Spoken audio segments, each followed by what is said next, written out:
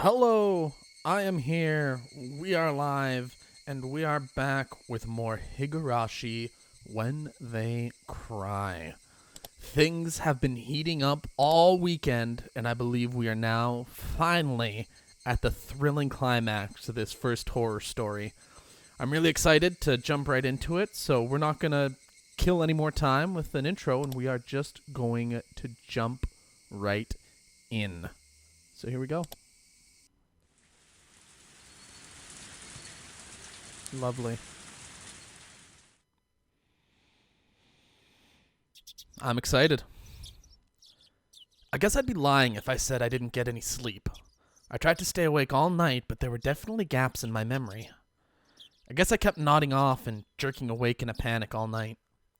I spent all night hugging the metal bat and sat on top of the futon I used to barricade my door. Waiting. Watching, just in case someone tried to break in through my window. If I left this spot, someone would break through the door, sending the futon flying, and attack me. But if I stopped watching the window, someone would break through the glass and attack me. I tried telling myself I was just being paranoid, but I couldn't sleep. The thought of being so vulnerable scared the living daylights out of me. If sleep meant taking that risk, I didn't need it. It was so much better to just stay awake.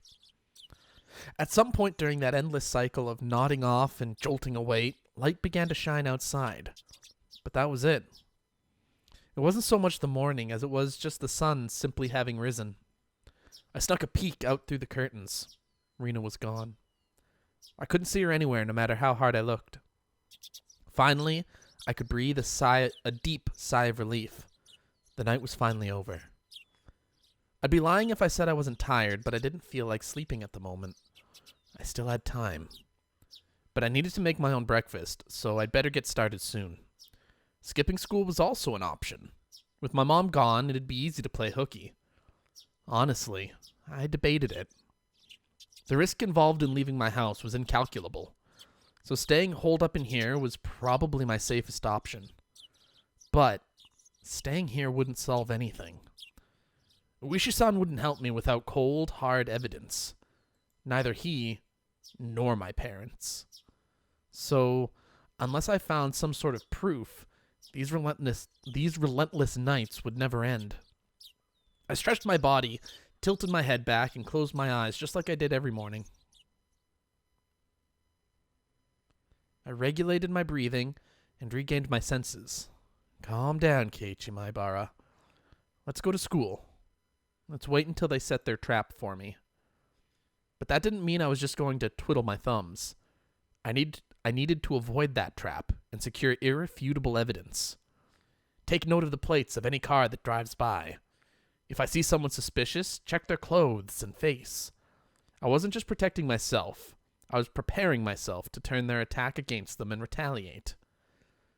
The tension was similar to when two samurai were both aiming to slay each other with a single motion as they drew their katanas. I was not at a disadvantage. I would have a chance to retaliate. I finally felt a bit of courage growing in my chest. All right, let's go to school. I tightened my grip on Satoshi's bat. He was the only partner I could count on. Satoshi, please lend me your strength, and entrust your dying regrets to me, since you were probably murdered.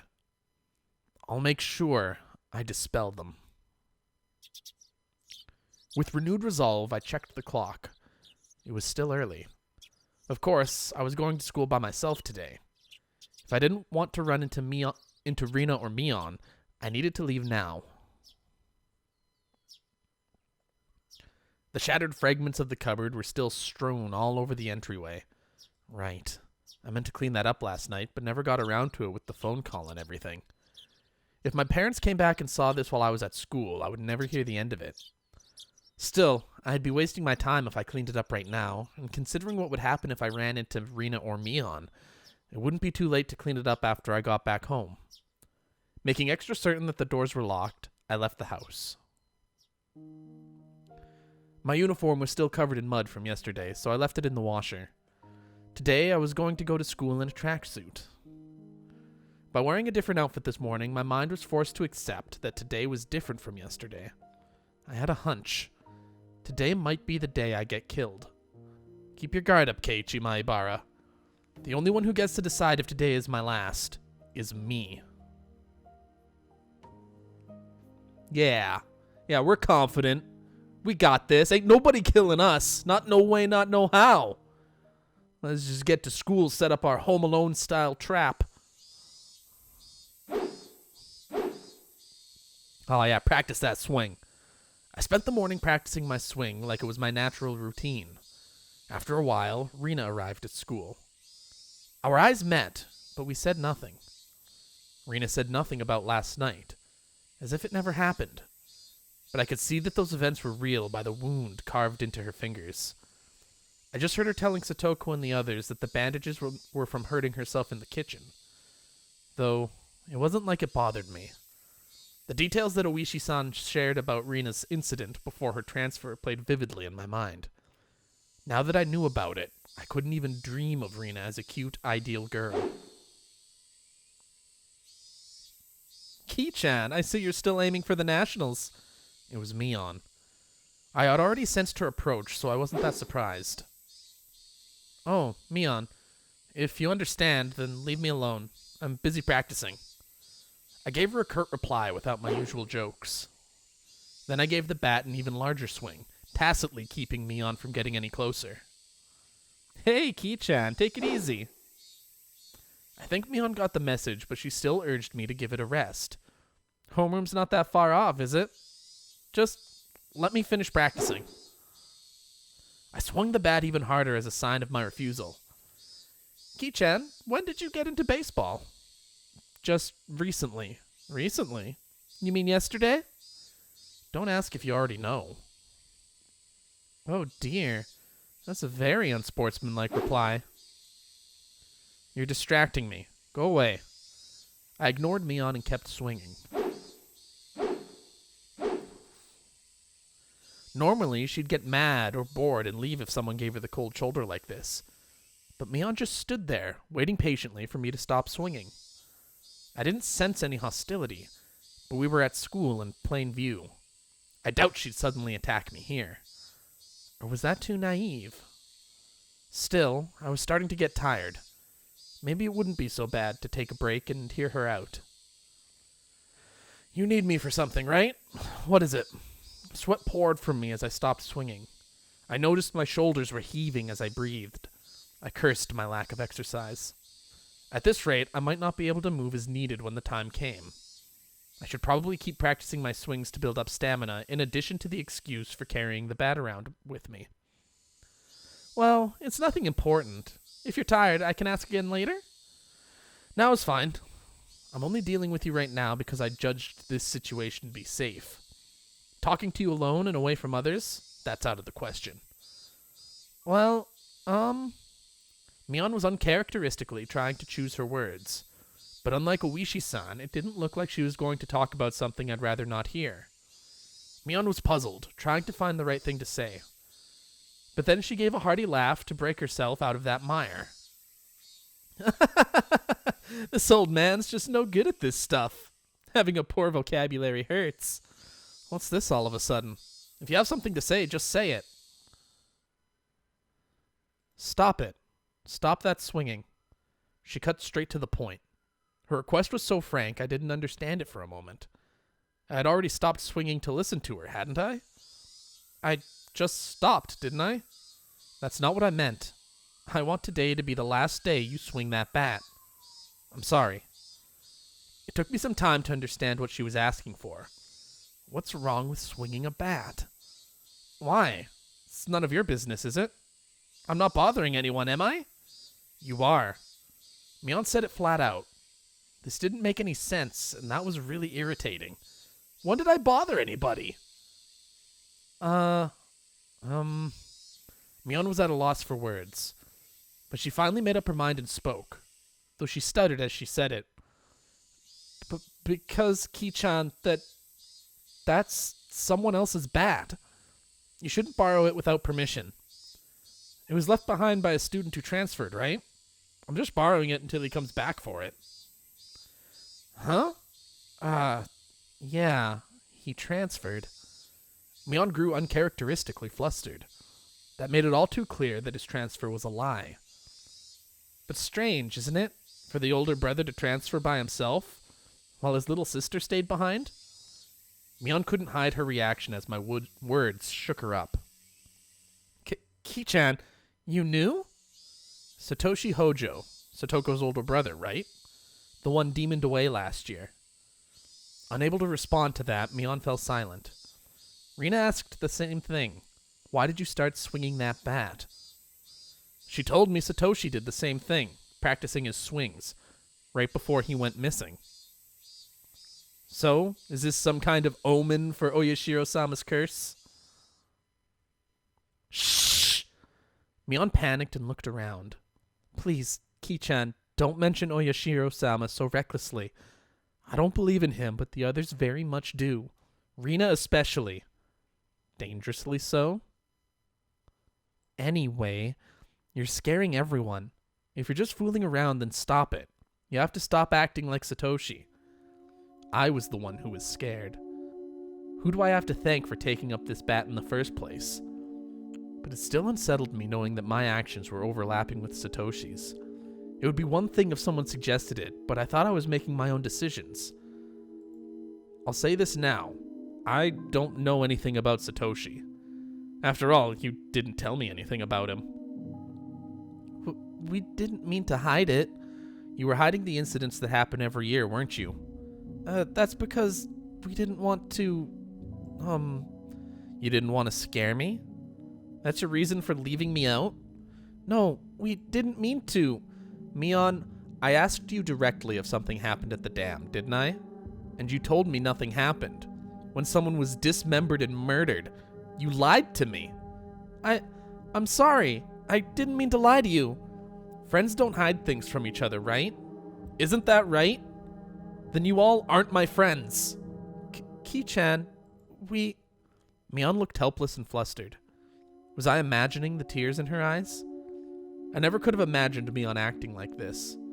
Oh, by the way, those get-well mochi you brought the other day? They were good. I thought I was going to bleed. Who did it? You? Or Rina? Me. She admitted it so easily. I couldn't help but be surprised at how easy that was. You could have killed me. How could you do that to a friend? But it was just a little prank. Mion gave me a wry smile mixed with confusion, causing even more anger to well up inside me. You think that was a prank? I grabbed Mion by the collar and lifted her up. This wasn't the same as putting Tabasco sauce in a piece of mochi. It was a needle. A sewing needle. If I had swallowed that, and it lodged in my throat, what did she think would happen? Mion's face froze as her body rattled in fear. This wasn't the Mion Sonozaki I knew anymore. Anyways, you're not my friend. There's no reason for me to listen to someone who's not my friend. So just leave me alone for a while. Got it? Mion wasn't replying anymore. It won't be that easy to erase me, you know. The cops have been onto you from the start. So don't think you can make me disappear like you did Satoshi. I said it clearly. This was my declaration of war. I think you guys are suspects in the previous incidents too. I also know you've spent a lot of time with the cops ever since the anti-dam movement. Don't think you can hide it from me. Got that? How did you know? Mion stood there with a dumbstruck look on her face. That was when I heard the principal ringing the bell for school. It was time for morning homeroom. Let's go. The class representative needs to be there, right? At that moment, for the first time, I realized Mion was sobbing as tears ran down her cheeks. You're so mean, Ki-chan. I wanted to console her, but I shut my mouth. I had no need to feel guilty. I'm going. Don't be late for homeroom. I left Mion, still shaking, as I turned around to head for the entrance. I had no idea how troubling it was to make a girl cry. Behind my back, I could hear her muttering. It was a faint mutter as she was speaking to herself. I wonder what she said. So that's how it is. Huh? She wasn't saying it to anyone. It was Mion talking to herself. But it was a sobbing voice that had a kind of giddy, cursing tone. I inadvertently stopped and turned back towards her. So it was that bastard. He leaked it all to Ki-chan. She balled up her fists as her tears continued to rain down. She glared at a spot at the ground, with a terrifying, yet smiling face, cursing. A chill ran down my spine from that demonic expression. This transformation, Mion's transformation, was different from Rina's. I should have killed him back then. He forgot the mercy I showed him just because he was going to retire this year. Retiring this year. Was she talking about Oishi-san? Damn it. Damn it. I'm going to kill that damn old man. It felt like the air itself had begun distorting. With Mion at the center, the world had begun to twist and spiral, bending, whirling. This was the first time I'd experienced such a visage. Rise, attention! Mion made up an excuse for her red eyes by saying there was something wrong with her contacts. After that, neither Rina nor Mion spoke to me for the rest of the day. Neither Satoko nor Rika-chan looked me in the eye. Strangely, I didn't feel hurt. Everything had just went back to the way it was. The months since I transferred in had been almost too much fun. That was all. School was supposed to be something like this to begin with. I should have disliked that feeling. But today, it felt oddly refreshing. Short day of school. The bell rung, sounding the end of the monotonous school day, which had felt so tense, yet so dull. Since it would cause a lot of unpleasant memories if they asked me to join in the club activities, I promptly started preparing to go home without even looking at them. I stuffed the contents of my desk into my bag, wrapped my hand around Satoshi's now familiar bat, and began heading towards the entrance. I was assailed by both the exhausting relief that nothing had happened today and the tiring possibility of the same thing repeating tomorrow. But deep down inside me, far beneath in the recesses of my heart, achingly I knew this would be the last day of this cycle. I couldn't tell how the ending would be, whether it would end as I wished it to end, or if it would end as I hoped it wouldn't. Regardless, in my current state, there was something more important than how things would end. There was something I wanted to know. Why did I have to be killed? How did it come to this? Why? For what purpose? The sunlight was relentless. The sun, the heat, even the air. They wouldn't give me my answers. Or could it be that the cries of the Higurashi were desperately trying to tell me something? Somewhere, mixed in with their shrieks, Tomitake-san and Satoshi were also probably trying to tell me something. I simply haven't been able to realize it yet. When I do realize it, I wonder if I will be amongst the Higurashi fruitlessly crying to the next victim. Glancing down at my feet, I saw a Higurashi on its back, spasming weakly. Weep, weep, weep. There was still much of the summer left, yet this one was already chirping its last song. I couldn't tell what it was saying, no matter how hard I listened. But I had to try. I had to try to listen to what it was desperately trying to tell me. At that moment, the shrills of the Higurashi ceased all at once, as if they had all huddled together, fearing that the person who'd brought them to their dreadful fate had arrived. There was no mistaking it. A presence was approaching. The sound of footsteps was almost non-existent. If the Higurashi hadn't warned me by ending their chirping, I wouldn't have noticed. My exhaustion left me in a heartbeat. In its place was a rush of adrenaline that sharpened all of my senses. I was just barely able to hold back that creeping, suffocating feeling of horror. It wasn't something I could hold back for long, but in this moment, when I needed to be razor sharp, I was able to retain my composure. I wasn't going to shout like I did yesterday. I hid myself calmly amongst the trees, waiting for my pursuer's shadow. Could I get them to pass by me? No. Since I was able to hear their footsteps, they were probably also able to hear mine. They might have already been able to tell that I'd hidden myself and was holding my breath. The person tailing me. Was it Rena, just like yesterday? If it was Rena, I wouldn't hold back. I could just yell at her and make her go ahead like yesterday. If it wasn't Rena?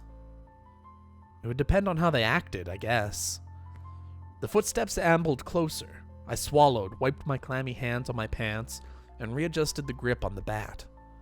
I could tell that the fear that I had beaten back once was now waiting for another opening to come at me.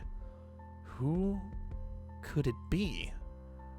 I peeked out from behind the tree at the person following me. My imagination hadn't led me astray. It was Rena. There was a bit of relief as I realized it was someone I knew, but the feeling left me in an instant.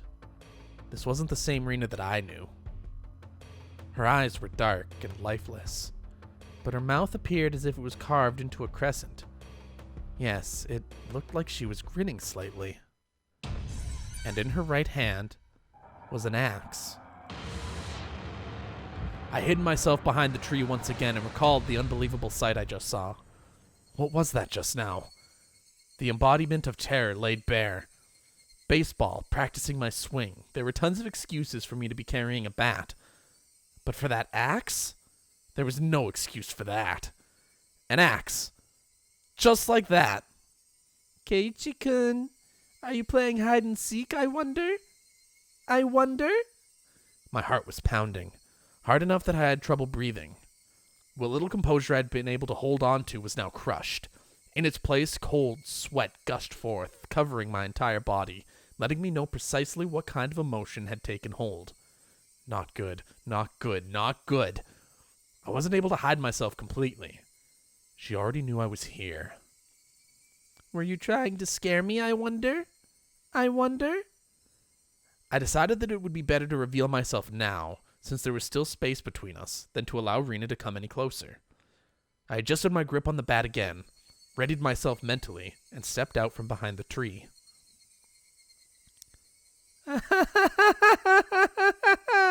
I found you, Keiichi-kun. Rena was pleased that she found me, eliciting a mysterious giggle. Her mouth was smiling, but her eyes told me she was displeased by the fact that I had been hiding.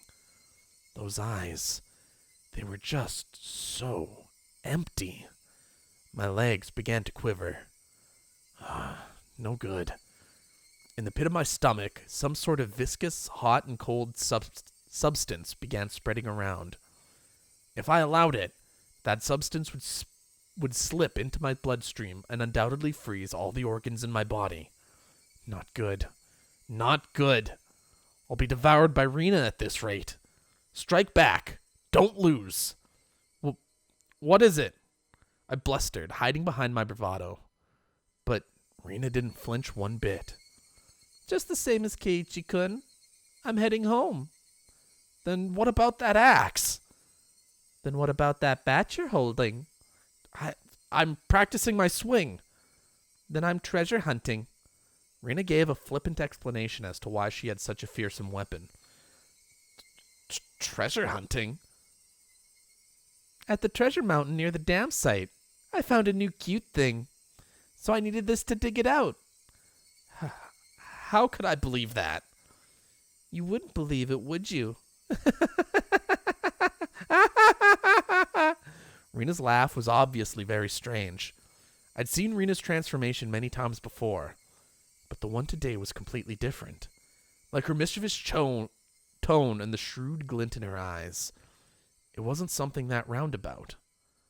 I'm not sure what to say. It was just so obvious. Wait, Keiichi-kun. Rena didn't stop walking, even as she let out that eerie laugh. Whenever Rena got too close to me, I would scurry away and turn back towards her. This cycle repeated over and over. No matter how you looked at it, I was being chased by Rena and was trying to escape. Don't follow me! I can't do that. My house is this way, after all. When I met with Rena on this road yesterday, she cowered and trembled as she followed my commands. But today was different. Rena didn't show a hint of trepidation. Actually, wasn't I the one who was cowering? If the way home for Rena and me was the same, that's fine.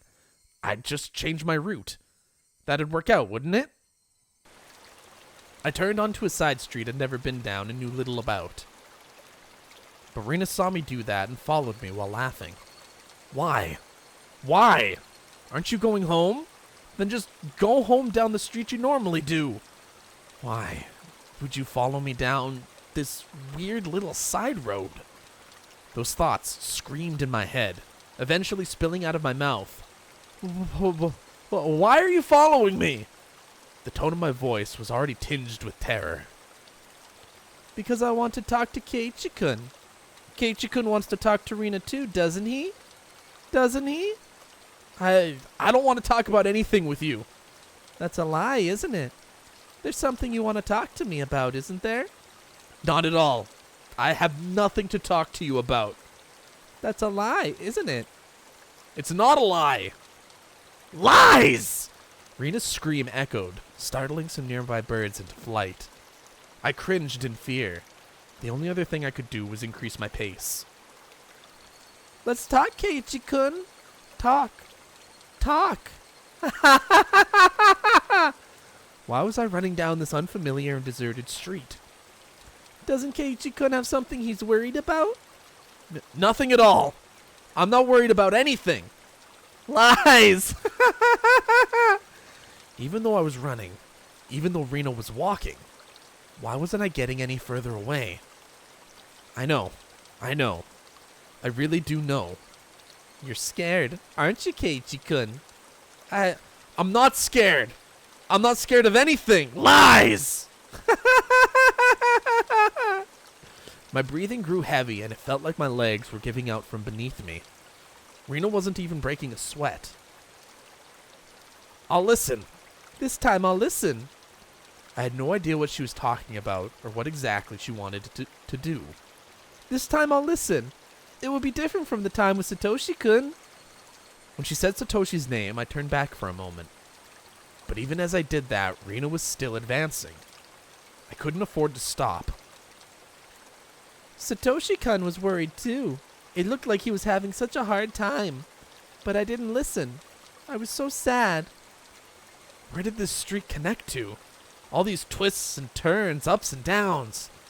It was hard to believe that this was even remotely in the direction towards my house. My sense of direction had long since gone out the window. I really regretted it when Satoshi-kun transferred out. I thought that if I had listened, he may not have transferred out. I really regretted that. The road led me deeper into the forest. Wasn't I getting farther away from the village the more I ran? I lost more and more of my composure the more I thought about it. But despite this realization, my inner self was still disturbingly calm. So you see, I vowed that if there was someone struggling like Satoshi-kun did, I'd save them. I don't want to see anyone transfer out again. Damn it! What does transfer even mean? I won't let you transfer me. I won't end up the same as Satoshi. Come on, Keiichi-kun, talk to me. I'll be able to understand you, Keiichi-kun. I'm your ally. I started wheezing, out of breath. My lungs were so hot that they felt like they were going to explode, and my heart was beating as hard as it possibly could. I should have practiced running instead of my swing.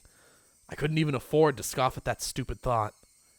If Keiichi-kun doesn't have anything to worry about, he'll go back to normal. Everyone will be back to being friends and we can enjoy club activities again. Next time, we'll meet up and beat Mi-chan.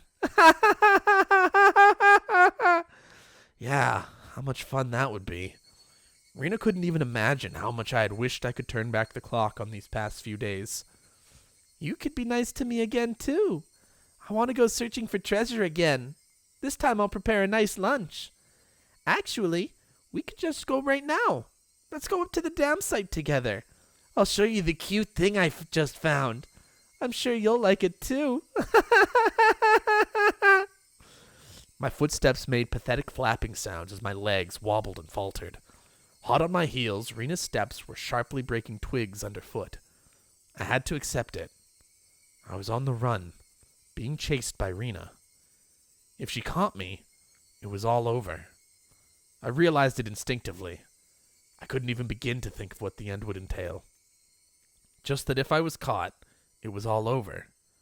That's all I knew. It didn't matter how it was going to end. I wouldn't let it end. Not without knowing anything. Not yet. That momentary lapse was all it took. Of all the things that could have happened, my knees buckled underneath me, and I crumbled towards the ground. I tried to stand, frantically, urging my legs to respond. I used my bat as a makeshift cane to prop myself up, but Rena was already standing right in front of me. Compared to me, out of breath and utterly exhausted, Rena was so cool and composed that she could have froze the air around her. She wasn't breathing hard at all. Rather, I couldn't even sense if her heart was beating. "Are you afraid of something, I wonder?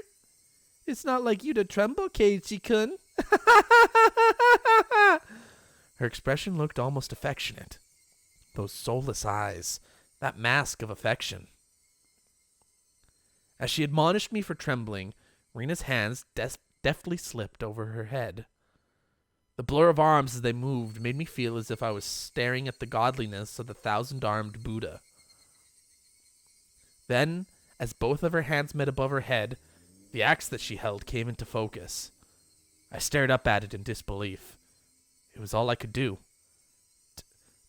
Tell me, what happened to Satoshi? Rena stayed like that, with the axe raised above her head, and solemnly opened her mouth. It was as if she was expressing a farewell to a friend she was never to see again.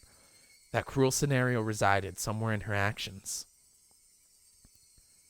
"I told you, Satoshi-kun transferred out." Enough of that transfer crap! It means demoned away, doesn't it? Doesn't it? You can tell me now, can't you? Who made Satoshi disappear? Was it you? Mion? Or someone in the village? Answer me! I became frantic the more I screamed, but Rena did nothing but maintain the smile frozen on her face. "I have no idea what Keiichi-kun is talking about." "Then I'll say it in a way so you do. Who was the perpetrator of this chain of mysterious deaths?" "You seem to be confused, Keiichi-kun." "Huh?" "There is no human perpetrator. Everything is by Oyashiro-sama's will." "Isn't Oyashiro-sama's curse just superstition? You believe in that too?" "It's not about believing or not. Oyashiro-sama exists. Period."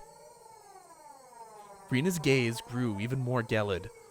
The ferocity of her stare was so intense, not allowing me to question anything. There's just no way that something like Oyashiro-sama could exist. "You don't believe in Oyashiro-sama?"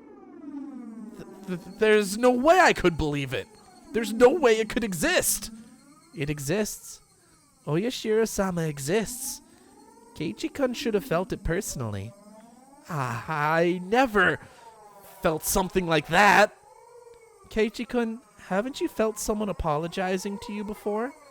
Constantly on top of that?" All noise from the outside world disappeared. Only Rena's voice resounded, loudly and terribly. "You see, until you forgive them, they'll always be with you. At school, at home, at your bedside." I couldn't understand what Rena was saying. "It came to me, too. Oyashiro-sama did. That's why I transferred and came back to Hinamizawa." I don't understand. What does transfer even mean? What was Rena saying? "Hasn't Oyashiro-sama come to you as well, Keiichi-kun? I'm probably the only one you can confide in. I won't let you transfer out. Okay?"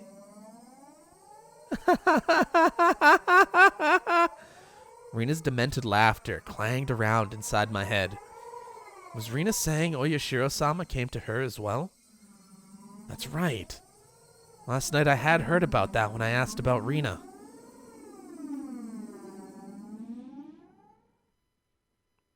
Please keep this confidential. Also, part of this may be speculation.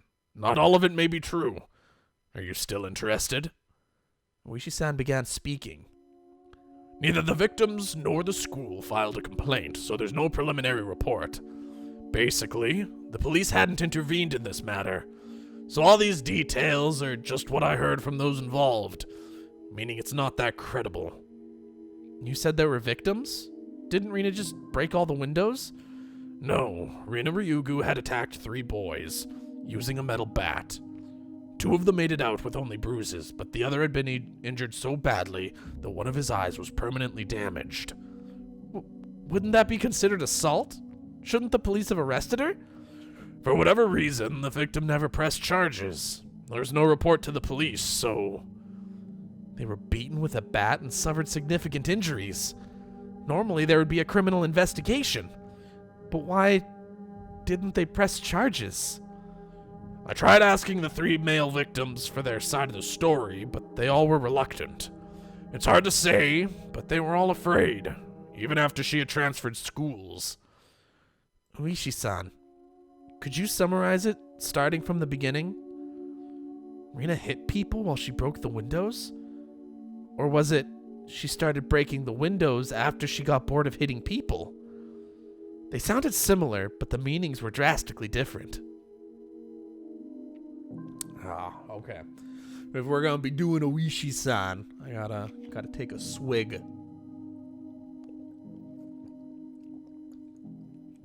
All right.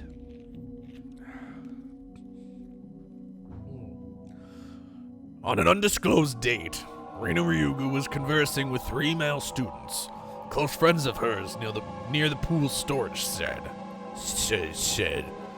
Who were those 3? I can't reveal their names, but they were close to Rina Ryugu, and it seems they were a group of friends. She was the lone girl in their group. So it wasn't that strange that the 4 of them were together. So, what happened? I don't know the reason why. She took the baseball team's bat that was in the pool storage shed and beat the 3 of them down, one after the other. What? There were no witnesses. This was an account pieced together by the information given at the time of the incident. One day after school, Rena and 3 male students were at the pool storage shed talking to each other. They weren't seeking help. Rather, they usually met up there. It appears it became a heated discussion. At that time, Rena underwent a change. The change was so abrupt that the 3 of them didn't comprehend what was happening.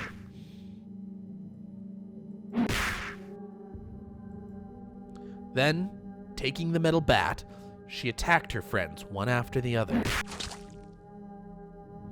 Leaving her friends covered in blood with gashes on their head, she made her way towards the school building. Then she broke the glass windows, one after the other. A few minutes later, a teacher appeared on scene and subdued her. What was that change Rena underwent? What matches up in the statements from the 3 was a sudden change. The point that there was a transformation. Transformation? I also could recall Rena's transformation. I'd seen that change many times before. It was so different from the usual Rena that I couldn't help but believe it was someone else who looked like Rena. That transformation they're talking about, had it happened before? No, there was nothing like that. As far as I could find out in her medical history and past, there was nothing like that. Does that happen often? Where people change suddenly like Rena did? Of course it does. There are plenty of psychological phenomena that could cause something like that. Then, you're saying there was a dormant element in Rena that caused that transformation? I cannot say that for certain, but according to the statements of her friends, it's hard to believe she had such a side to her. Kind, caring, and adorable. Even before she transferred here, she was probably pretty popular in school like she was now. That girl transforming suddenly and assaulting them with a bat. Who could imagine such a thing? Nobody could have seen it coming. I, myself, sometimes believed that I was mistaken for thinking that was Rena. Even now. Then, what happened after that? There was a hospital right across from the school, so the three of them were carried in and treated quickly. What about Rena? What about the police? Why wasn't there a criminal investigation? You see, the police can't get involved unless they are called. Even though one was badly injured with permanent damage? Why didn't they file charges? That's what caught my attention as well. Either some threat or pressure was placed on them, or they had a reason they couldn't file charges even if they wanted to. We're talking about you, after all. Of course you looked into it, didn't you? Well, yeah. But I told you at the beginning, didn't I? That the victims were all very reluctant to talk. They didn't want to touch on the matter, or rather, they didn't want to be involved. Reluctant to talk. Didn't want to touch it. Didn't want to be involved. It resembled the villagers here and Oyashiro-sama's curse. Did the teacher at that school tell you anything? The school is hallowed ground. You could say they tend to keep scandals under wraps. I didn't have a search warrant, so I had to tread lightly, you see. Then there was no comment from the school? No. They denied the incident even happened. It's just 3 male students were carried in for blunt force trauma that day. That's all there was in the hospital records. The victims didn't speak. The school denied it happened. Then you don't know anything at all. Yeah. I know nothing other than the incident itself had taken place. The victims also wished this incident to be kept from the public. So if you and I both forget about it, my Bara-san, then this incident will probably just fade away. For a brief period, we sat in silence. At first glance, it looked like a simple assault case. But that was just the tip of the iceberg. The depths were obscured by roiling waves, sinking quietly into the void, as if it never existed to begin with. After that, she was suspended by the school, and during that time, she underwent psychiatric counseling. Did you hear anything from that doctor? Again, they were very professional in regards to their ethics, or at least very tight-lipped. Nothing even after you showed them your badge? I was told to get a warrant. The badge itself has no legally binding authority, after all. Then how did you know that Rena confessed that it was Oyashiro-sama who did it? There was a nurse I asked in that department. She agreed to help me just from showing her my badge. Then what did she say? Turns out, the nurse hadn't heard everything. Apparently all that she remembered was that she overheard from inside the room. The nurse said that at the time, Rina Ryugu was very calm and mild-mannered. It was more like she was confessing her sins at church than a counseling session. She spoke with her mother there for some it of. Alright, but partway through, her mother was asked to leave, so it became a private counseling session between just the doctor and Rena for a while. For some of it. That's okay. The part with Oyashiro-sama, did that pop up? When did that pop up? Partway through. She screamed the name suddenly. That startled the nurse, and that's why she started listening in. It was Oyashiro-sama! Rena suddenly shouted that. I had no idea what was said before that, so I had no idea what the meaning behind it could have been. The doctor, calmly and collectedly, asked Rena to have a seat. What is this Oyashiro-sama you speak of? Gently, ever so gently. The fundamentals of counseling were believing what you were told. Whoever abandons Hinamizawa will be hunted down by Oyashiro-sama.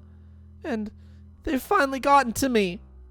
That's the town you lived in before you moved here. Isn't that right, Ryugu-san? I didn't want to move, but because of my mom and dad's circumstances, we had to. But Oyashiro-sama wouldn't allow it. Ryugu-san must have lots of friends in Hinamizawa. Even now you must be missing them dearly, don't you think? I want to go back. Back to Hinamizawa. No, it's not that I want to go back. I have to go back. I should have gone back much sooner. But now it's too late. Oyashiro-sama has come. Oyashiro-sama is the name of the god in Hinamizawa, isn't that right? Everyone knows. It's Hinamizawa's guardian deity. And if you ever try abandoning Hinamizawa by leaving, you'll incur his wrath. You had moved quite a while ago, didn't you? Then it was just now that this god has arrived, is what you're saying? You might not believe me, but Oyashiro-sama exists. That nurse was then asked by another nurse to do something and left the room. That was all she remembered. That it was Oyashiro-sama's doing, right? I do believe there is that kind of superstition in Hinamizawa, that if you leave the village, then you incur Oyashiro-sama's wrath. You should be familiar with this part, Maibara-san. I knew very well what those scorned by the village incurred. To hinder the dam construction project, they cursed the construction foreman to his death. Then, the following year, Satoko's parents, supporters and leading advocates for the dam, were cursed to their death. But this was the first time I've heard of the curse incurred by leaving the village. This is my first time hearing that. I can understand outside threats being cursed by the village, but why also villagers who leave? Normally, people who leave villages aren't supposed to be cursed, right? I know it's a bit strange to say it, but I could see it as a rule that the people who come in are the ones who would be cursed. Far from Jupiter, far from his thunder. Curses weren't something to chase after people that leave, were they? Uishi-san pondered for a bit over on the other end of the receiver, then began speaking again. Well, I told you of long ago when Hinamizawa was called Onigafuchi, didn't I? I recalled hearing that. Long ago, Hinamizawa was feared and respected as the village of ogres. The villagers at the foot of the mountains worshipped the ogres, so Onigafuchi was hallowed ground that you could never enter. It came to be said that if you entered carelessly, you were cursed by Oyashiro-sama. Those who set foot in Onigafuchi, in other words, Hinamizawa, would be cursed. I could understand that. I know that, but for leaving to also be no good, that's... Also, the ogres, you see. They were being strictly watched by Oyashiro-sama, so they would not enter into our world. In other words, Oyashiro-sama probably restricted interaction between Onigafuchi and the rest of the world. Oh, I was supposed to be Uishi. I see. I finally understood what sort of thing Oyashiro-sama was. So basically, Oyashiro-sama is more like a warden than a protectorate deity, I guess? Trying to keep this place isolated from the rest of the world. I guess that's how it would seem. I'm sorry, I don't know very much myself. This is mostly what was passed on to me from my grandmother. I could understand it a bit better if it was like that. Those who came to Hinamizawa would be cursed, and those who tried to leave would also be cursed. So, because Rina originally lived in Hinamizawa and moved away, she fulfilled the requirements for being cursed. So that means, because Rina moved away against its wishes, she was cursed by Oyashiro-sama. Is that what it adds up to? In short, that seems to be what it points to, I guess. As a matter of fact, soon afterwards, they did move back to Hinamizawa after all. Those who abandoned Hinamizawa and left were cursed. But then, why only Rina? Shouldn't Rina's parents also have been guilty of the same transgression by moving away and have been cursed? Also, in this day and age in Japan, shouldn't there be a lot of people coming and going? If every single one of them was cursed, then it'd be insane. But in reality, it wasn't that big of a deal at all. At most, there would be one person dying and one disappearing on the day of the Watanagashi. I don't like saying at most, though. Well, anyways, there's a lot I still don't know. Even if it was Oyashiro-sama's curse, it doesn't add up as to why her classmates, the victims who were beaten with a metal bat, wouldn't press charges. You don't think the victims were cowering because they believed that a terrible curse had befallen them, do you? Was that supposed to... Okay. Man, of course I didn't want to believe it. But more importantly, I had just realized something else. There was another bizarre connection that Rina made between Oyashiro-sama's curse and metal bats. Satoshi fell victim to Oyashiro-sama's curse and went missing. I had recently learned that Satoshi had also become infatuated with the metal bat right before he disappeared, just like me. Then Rina as well. She was affected by Oyashiro-sama's curse. She confessed that much to the doctor. And the weapon which she had used at the time of that horrendous act was, again, a metal bat. And finally, me. I'd encountered various things that were inexplicable, and now I was holding on to a metal bat. I was shocked when I learned that Satoshi did the same thing. It couldn't be. Had the same thing happened to Rina? But there was one critical difference between her and Satoshi's case. That being, Satoshi went missing after falling victim to the curse, but Rina was still here. Both of them had fallen victim to Oyashiro-sama's curse, yet they were met with different endings. And finally, me. I couldn't call it a coincidence anymore. Rina, Satoshi, and finally, me. Could it be that I really was under Oyashiro-sama's curse right now? No, more importantly than that, what should I do now? Satoshi had been demoned away, vanishing without a trace. Rina was fine. Fine? Rina had undergone a change. I could only believe that there was something that wasn't Rina residing within her. And here, right now, it was standing before me.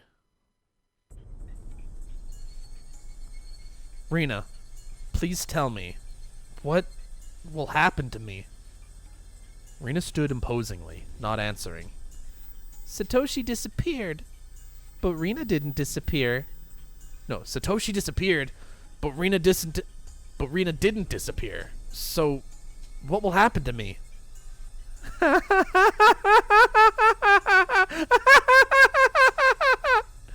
had never heard such an unpleasant laugh before. It had become akin to the sound of her breathing. It was no longer a voice or an expression of feeling. Don't worry. I'll save you. Rina took one step forward, still holding the axe high above her head. Now then.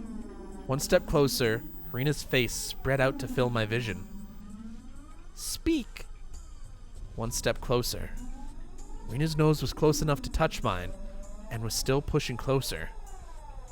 There's something you want to say, isn't there? I'll listen. I'll save you.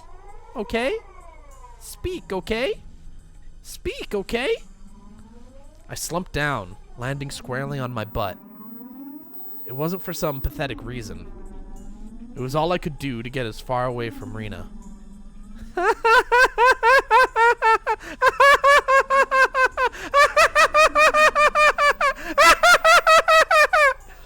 I had the gut feeling that I couldn't let her laughter end, because when that laughing ended...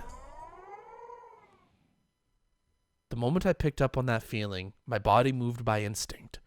I sprang to my feet so fast, even I couldn't believe it, and pushed Rina away with both hands. Rina was as light as a feather. Thrown about by the unbalanced weight of the axe, she was sent backwards, as if she had been carried off by the wind. After confirming that out of the corner of my eye, I dashed off at full speed. I was the perfect picture of fleeing like a greased pig. Get away from Rina. Run away. Survive. I couldn't think of anything other than this. While I was running, I remembered I'd been holding onto a bat the entire time. Such a worthless weapon. I couldn't believe I'd forgotten about this weapon at such an important time. I sped even farther down the winding path.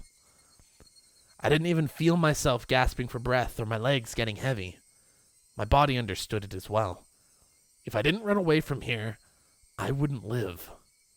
I could hear the laughter of that simulacrum of Rina coming from behind me. Hey, King John. Or King Ja. We are in the woods, and we are being chased by Rina with an axe. That's about it. It rang through the trees and in my head, and slowly chiseled away at my sanity. The grove of trees thinned out, my field of vision suddenly expanding.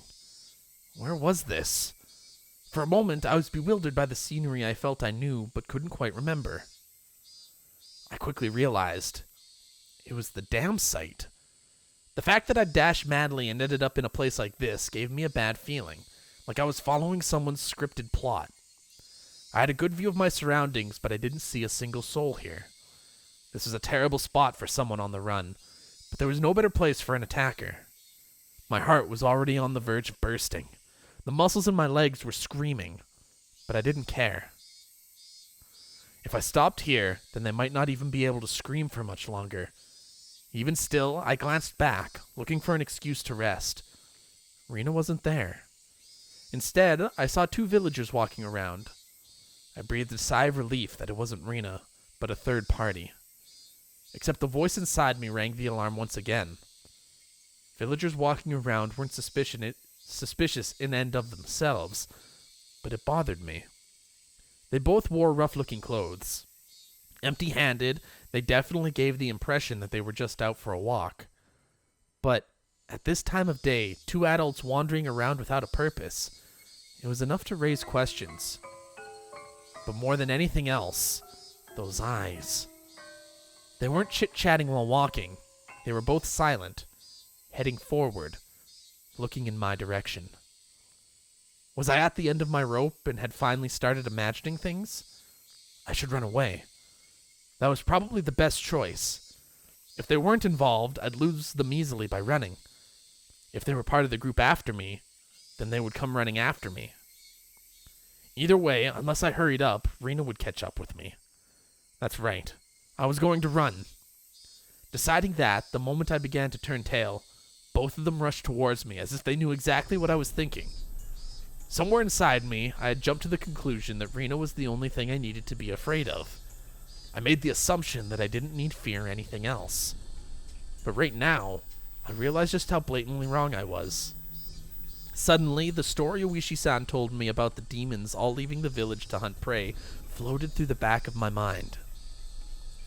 I could tell they were both coming after me without even turning around because of their frenetic footsteps. It was frightening, being unable to shake Rena off as she slowly closed in on me. But this didn't even compare. Being pursued with such violent ferocity, this straightforward horror was unparalleled. One of the pursuer's arms grazed my shoulder. Now it wasn't just their frenzied footsteps, but also the distinct sound of their breathing that I could hear. No, I could practically feel them breathing on me. They were already right behind me. Calm down, Keiichi Maibara. Still running at full tilt, I felt the surrounding area go still. No, it felt like time itself had stopped. I turned my head back slightly in that frozen world, realizing how close my pursuers had gotten to me. I couldn't win against the legs of an adult. In less than the time it would take to blink twice, when this frozen time began moving again, they'd be right on top of me. On top of me. And then? Don't think about that, Keiichi. First, realize that you won't be able to shake them off like this.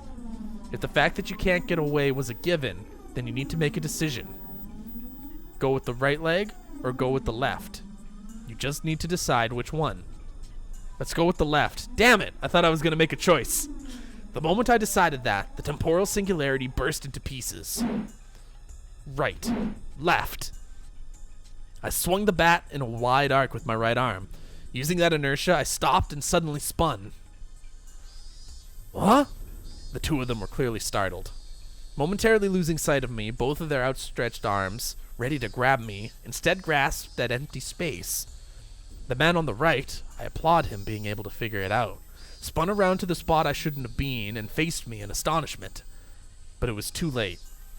I didn't even need to swing my bat. All I needed to do was extend my arms as I turned around. It was by no means a heavy blow, but it seemed like it had enough power behind it to knock him off his feet. But just knocking him down wasn't enough to scare him away. He got back up in no time. Both of them took a fighting stance and were ready to face me. This made me certain they weren't just 2 people out for a walk. They were clearly after me.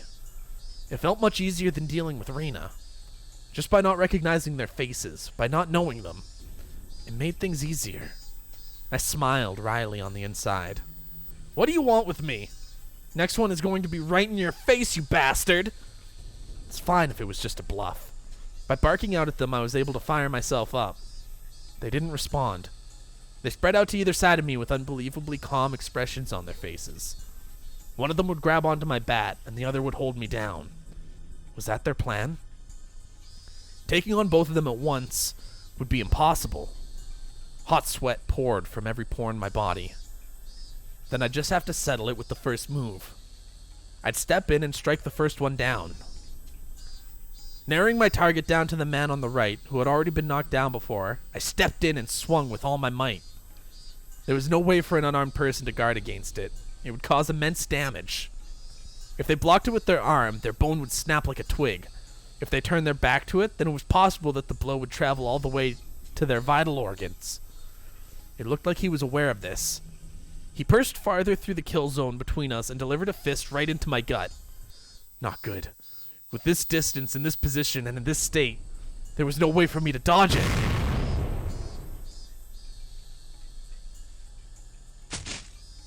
The world flipped upside down. I understood that I was being tossed around like a rag doll. I landed on the soft earth without a sound, feeling the grainy soil press against my face. It didn't hurt at all. But the moment I thought that, I suddenly felt pain coming from the abrasions on my skin, as well as the contents of my stomach being forced upwards, flooding my mouth with a bitter sensation. I knew very well that I didn't have the time to relish this experience. I stood up as quickly as I could, but at that moment, the other man was already barreling towards me. Being able to comprehend calmly that I simply couldn't dodge it made it all the more upsetting. After plowing into my stomach full force once again, my assailant twisted around behind me and locked his thick arm around my neck. My throat felt like it was being crushed by his immense strength. I couldn't even contemplate that I was being strangled or that I was about to go unconscious. My vision simply darkened and a silent whining noise began playing deep inside my mind. It took everything I had to keep myself from blacking out. While this was happening, the other man was more than likely standing in front of me. I wasn't able to open my eyes, but I could feel that he was there. There was nothing I could do now. Unable to shake this arm off me, I couldn't run. I couldn't fight back. Dire straits. I couldn't even come up with the phrase that adequately described my situation.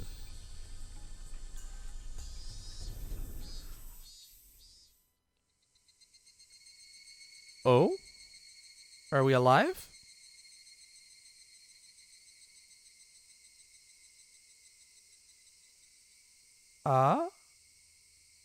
Okay, yeah, let's slow fade. Yeah, let's go ahead and slow fade. That's fine.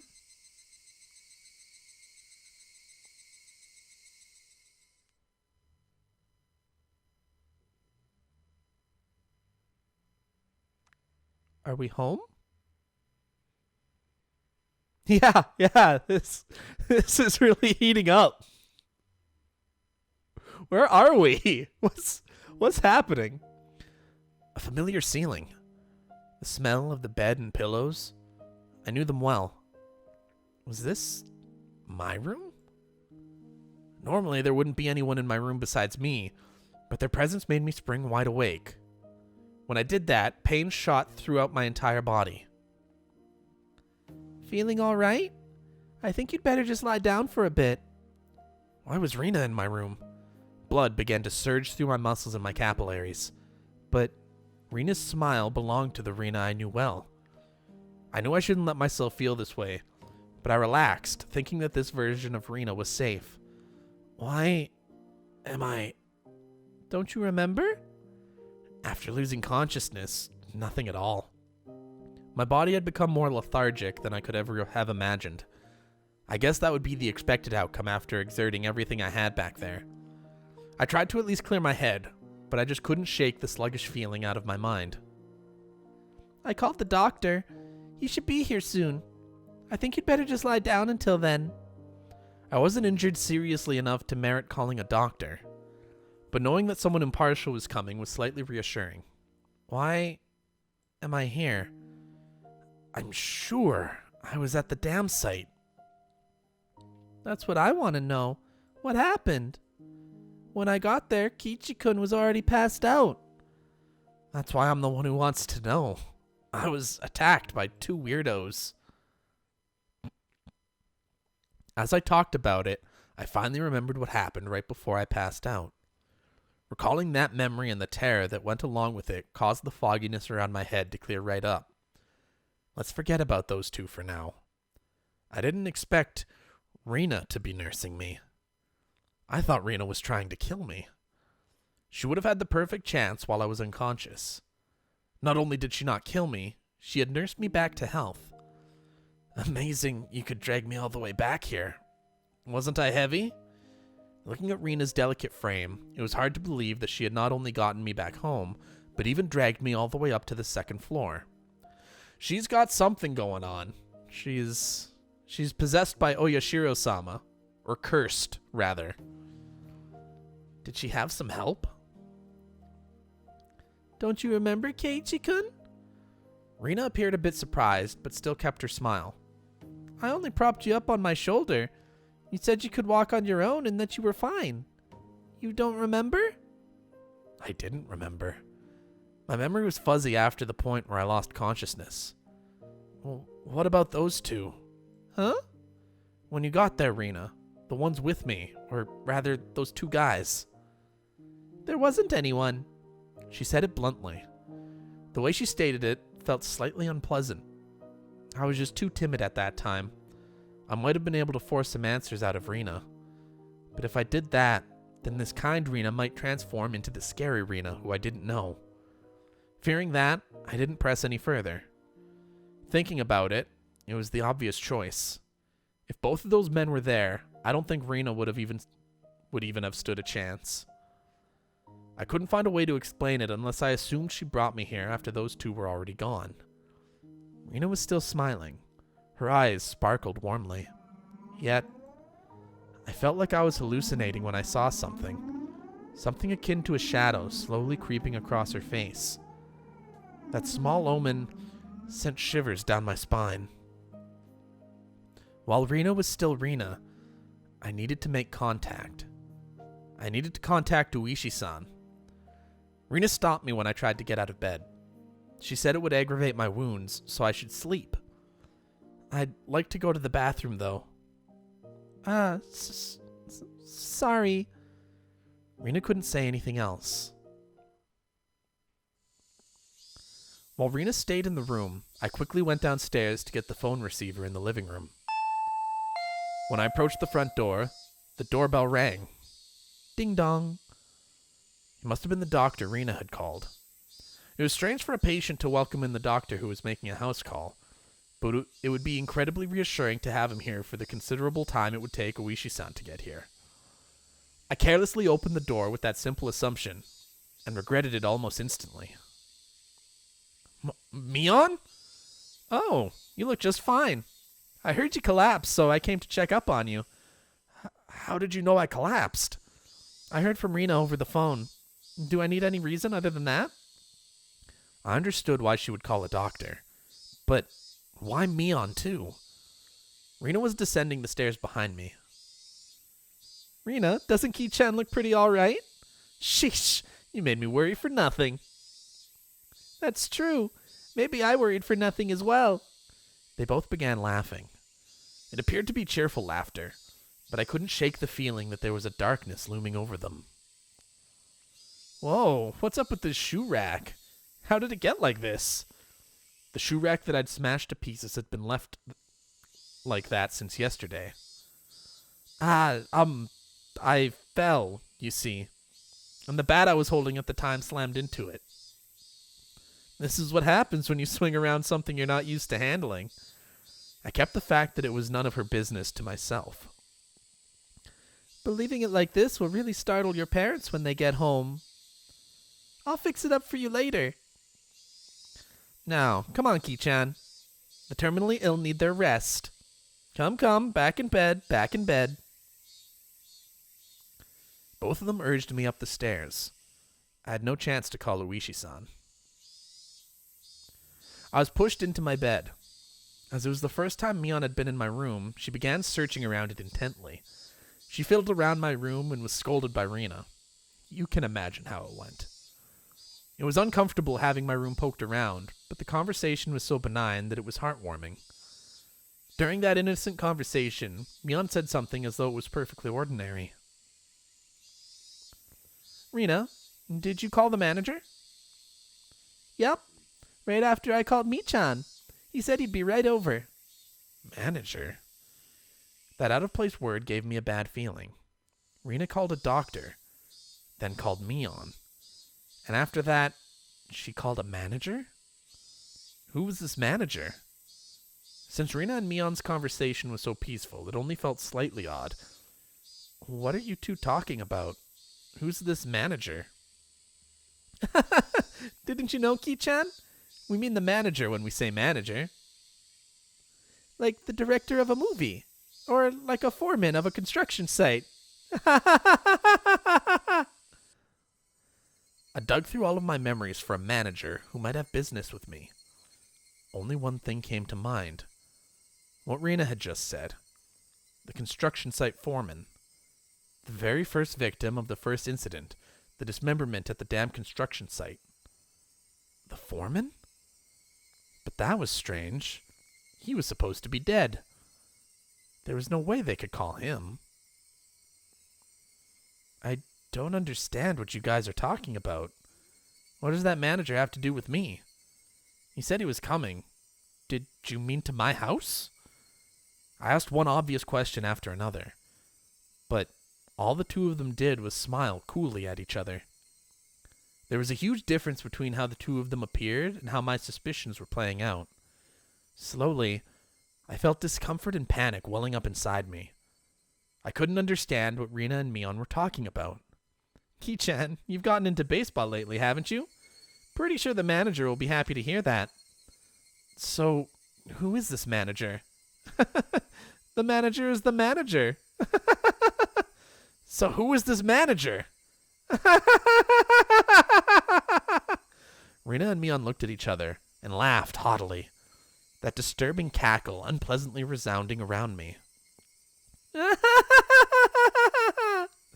That laugh, long enough to be unsettling, ended abruptly. Oh, yeah. We should finish up before the manager comes. You remember, don't you, Ki-chan? Her face was laughing, but Mion's eyes told a different story. Remember? Remember what? Keiichi-kun, had he forgotten, I wonder? About the penalty? About the penalty! Did you really forget? The homework with the mochi. The homework where you were supposed to guess which one Rena made? You forgot about that homework, didn't you? I certainly did have that homework. But I had thrown away the rest of the mochi after I found that sewing needle. So I wasn't able to answer which one Rena made. The penalty for that? Why now? No doubt my question was written all over my face. Their answer to my question was that dry laughter. I could no longer make heads or tails of anything.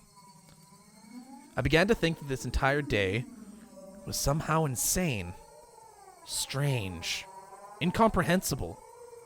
Being chased by Rena, attacked by strange men, the penalty Mion and Rena were talking about. What were those two laughing at? It didn't take that long for me to realize I had been dragged into an abnormal situation. Who were these two? Who were these people? Who were these doppelgangers of Rena and Mion? Rena had gotten behind me at some point. Why was she pinning my arms behind my back? What are you doing? Don't move. This is your penalty. My body was already very sluggish, and Rena pinning my arms made it that much harder to move. I seriously tried to struggle, but she wouldn't even budge. My panic began to well up, and I realized this was well beyond the realm of jokes and pleasantries. This freakishly monstrous strength. It would have been impossible for the Rena that I knew. Then, these thin, frail arms grasping me firmly. Whose arms were they? Ki-chan, no struggling. Club rules. There are no exceptions. You can't fight against the penalty. Just tell them that it was Mochi E. You know it was E. Mion. No, that thing that looked like Mion spoke to me like how Mion would speak to me. But I was certain that this was not Mion. Someone who wasn't Mion. Someone who was just pretending to be Mion. Need to finish this up before the manager comes. Mion fished into her pockets and pulled out something bizarre. I could tell what it was just by looking, but for such a thing to be in her pocket, my mind wouldn't accept it. What is that? It was a small syringe. It was a small, clear syringe, like what a doctor would use when you went to him when you were sick. Rena held me even tighter, and I could hear that clattering laughter that no longer sounded like laughter blaring into my ear. That eerie laughter. It wasn't something that the Rena I knew could ever produce from her own throat. This thing that was pretending to be Rena. Was this their real laugh? Unable to defend myself, the syringe Mion was holding drew closer, and that needle tip was waved in front of my face countless times. Don't worry, don't worry. It won't hurt. It won't hurt. What are you planning on doing? What kind of sick joke is this? What are you saying, Ki-chan? You know exactly what's going on, don't you? About what? I don't understand any of this at all. I know you know. No use playing the fool this late in the game. Stop talking nonsense to try and confuse me. You're going to have done to you what happened to Tomitake-san. What? The same as Tomitake-san? I didn't really understand what she meant. What did that have to do with this syringe? You're playing dumb, Keiichi-kun. You should have realized it by now. Rena whispered into my ear, laughing as if to admonish me. But even the way she spoke was repulsive beyond compare. Playing dumb? Me? About what? What do you mean, the same as Tomitake-san?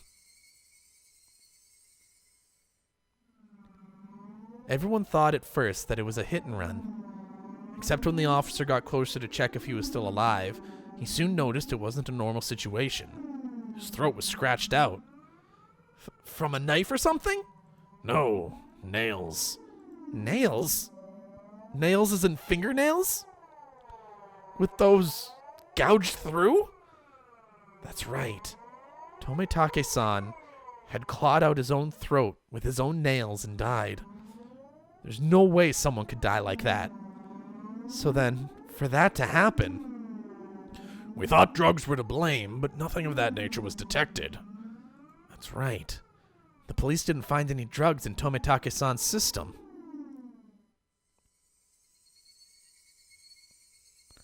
The police told me they didn't find any drugs in Tomitake-san's body. Quack, quack, quack, quack, quack, quack, quack. The two of them laughed together with that sickening laughter. Of course they'd laugh. To assume that such a medicine didn't exist just because the police didn't know about it was completely foolish. Meaning, the drug that caused Tomitake-san to die in such a bizarre manner did exist? If Mion injected this into me, then that would probably be all the proof I needed. That would basically mean I'd end up the same as Tomitake-san. Become hysterical, scratching out my throat in my last moments, then die. For such an outrageous drug to exist, for Mion to be holding it, and that I was about to be injected with it. At that moment, I did not feel there was any need whatsoever to question it. What kind of idiot, when he's trying to dodge a ball flying straight for his face, has time to think of a reason as to why it's flying at him? Just give up. All right, then. Mion's actions lacked any gravitas, and that made it even more terrifying. There was none of the ceremony like when someone is sentenced to death. There was no hesitation at all, as if she were brushing her teeth. Mion reached out with one hand and grabbed onto my chest. It felt like electricity had run through the back of my head and the entire world had gone dark. Did I stand up too fast? Or did someone hit me really hard in the back of the head? Having lost my sense of balance, I was assaulted by a wave of dizziness.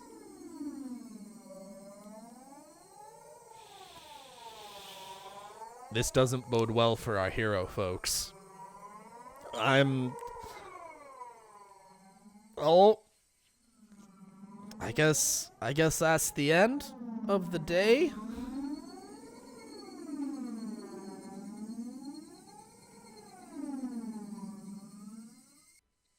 Oh, no. I squatted down for a bit. When I came back to my senses, my entire room had changed drastically.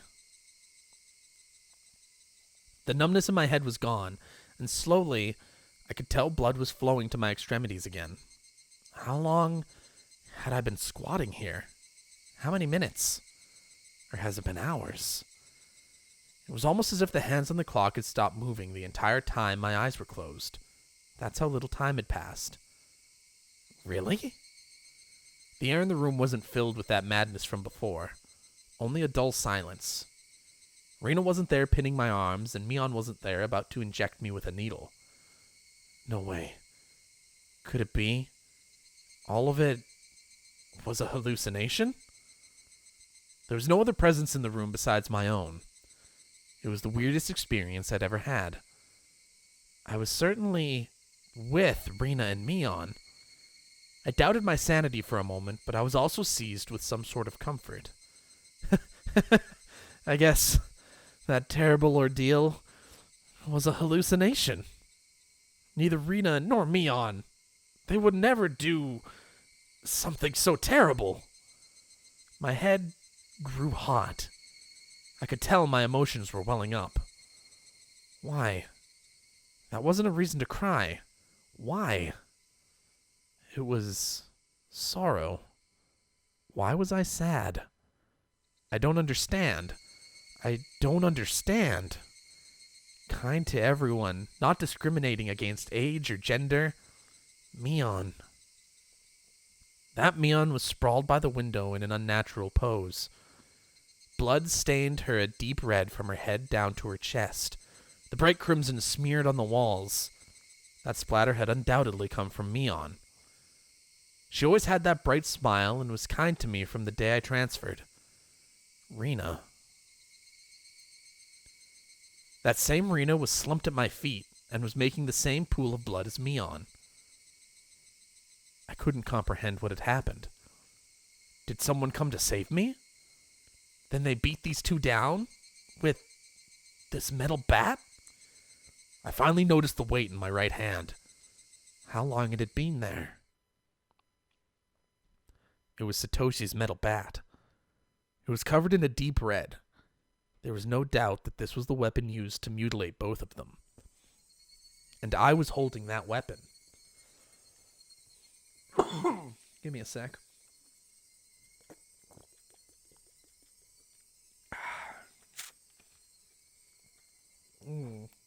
Lovely. I was the only person in the house. Well, hi. Looking at this objectively, I couldn't think of anyone other than myself who could have done it.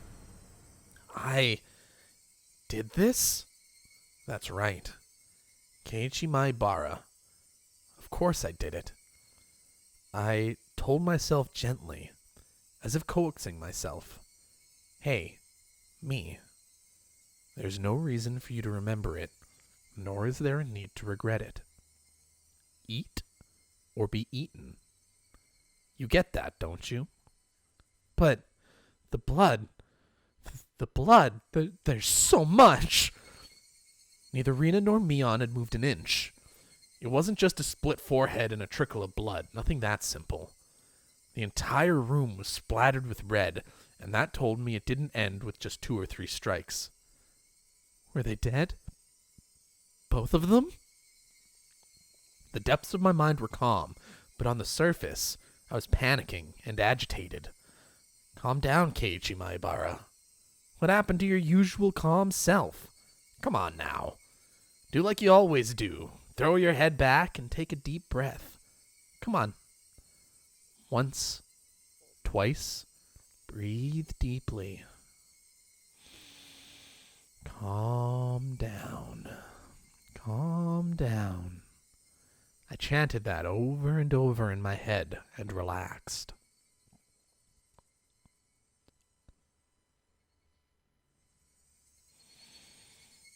Color came back to my vision, and smells reinfused the air.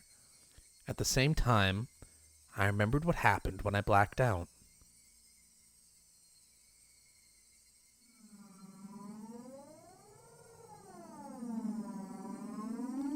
Rina and Mion had attacked me. They were about to inject me with whatever caused the same symptoms as Tomitake-san, but right before that happened, I fought back. I twisted my whole body and threw Rina as she was pinning my arms. Then I followed through with my spin and rammed my foot as hard as I could into Mion's torso. It was soft. Rina tried jumping on me, so I tackled her as hard as I could and slammed her against the wall. I didn't let that brief moment of having them off balance slip by. Satoshi's bat that was left carelessly by the side of my desk. Boop. At that moment, everything went pitch black. There was nothing recorded past this point in the videotape of my mind. No, that wasn't right. It wasn't that there was nothing recorded. It was recorded just fine. Just the other me inside myself had told me not to look and had turned off the TV. Just because the screen had gone black and I couldn't see it didn't mean that the videotape within me hadn't recorded it. The TV was just off. The video was still playing. The tape within me, creaking along, still playing. On the other end of that pitch black screen, that horrifying video was still playing on. Compared to this, though, this, the scene right before my eyes, was still so difficult to take in. There was blood splattered everywhere on the walls, the two of them in these unnatural poses. Not a sign of movement from them. I couldn't even tell if they were breathing. No matter what the circumstances were, my friends, these girls, I had attacked them. I may have even killed them. But if I hadn't done this, I would have been the one done for. Balancing that out on an imaginary scale, it felt odd that I'd even feel bad about it. Even if it was a bit excessive, this was justifiable self-defense. The proof was all here. The two of them collapsed here, and Mion's syringe.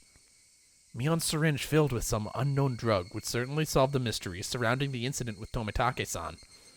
And from the fact that both of these two were involved, they'd be able to pick out the criminals one after the other. Still, I might be suspected for this. But that was just fine. Anyway, now this should be a police affair. This wouldn't fade into the darkness like Rina's past incidents. As long as the police were involved, that should bring this to a close. They'll probably revisit their investigation on the chain of incidents. Oishi-san would definitely get to the bottom of it. Meaning, my wish of not wanting to die, of wanting to know the truth, that would be fulfilled in its most basic form. It was all a matter of time now. The doctor Rina called should be getting here soon. I'll confess everything to him. I needed to contact Oishi-san. At that moment, I remembered. Besides the doctor, a manager had been called. It was easy to imagine that they were someone deeply involved with the incidents, judging from Rina and Mion's conversation. The ache in my chest, caused by the gruesome deed I'd done, dissipated rapidly. It was not over yet. This place was no longer safe. Stay calm, Keiichi Maibara. It's not over yet. I needed to live long enough to tell the police of this incident. At that moment, I felt like I heard someone's voice from outside. Since people were speaking, it must mean there is more than one person.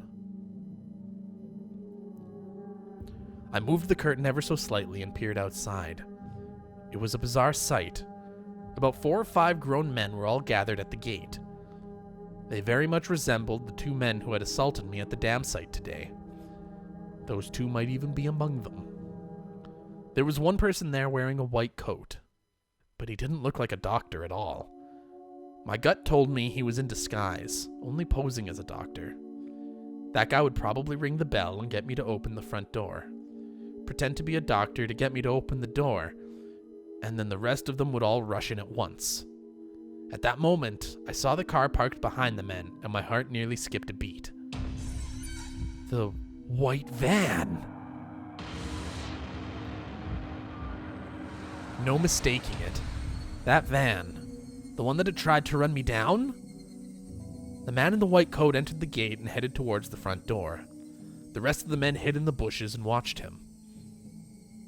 I probably couldn't pretend that I wasn't home. Undoubtedly, they'd just break the window and enter. I needed to get out of here somehow. Then, use a public phone to contact Uishi-san. Then meet up somewhere. First of all, I need a weapon. Then shoes. But before all of that, there was one thing that I had to do. I had no intention of dying. I'd live and reveal the truth about this nonsensical curse of Oyashiro-sama. But what would happen from here on, regardless of how determined I was, may bring about my demise. And that was why there was one thing more important than getting out of here right now. I need to get that clock out quickly and take down the note hidden behind it. Damn it! The tape was sticking to it fast. It'd be fine if it was torn a little. I opened up the slightly torn note and began writing another passage with a ballpoint pen. If I wasn't able to inform Oishi-san, then the only thing I could rely on was this note.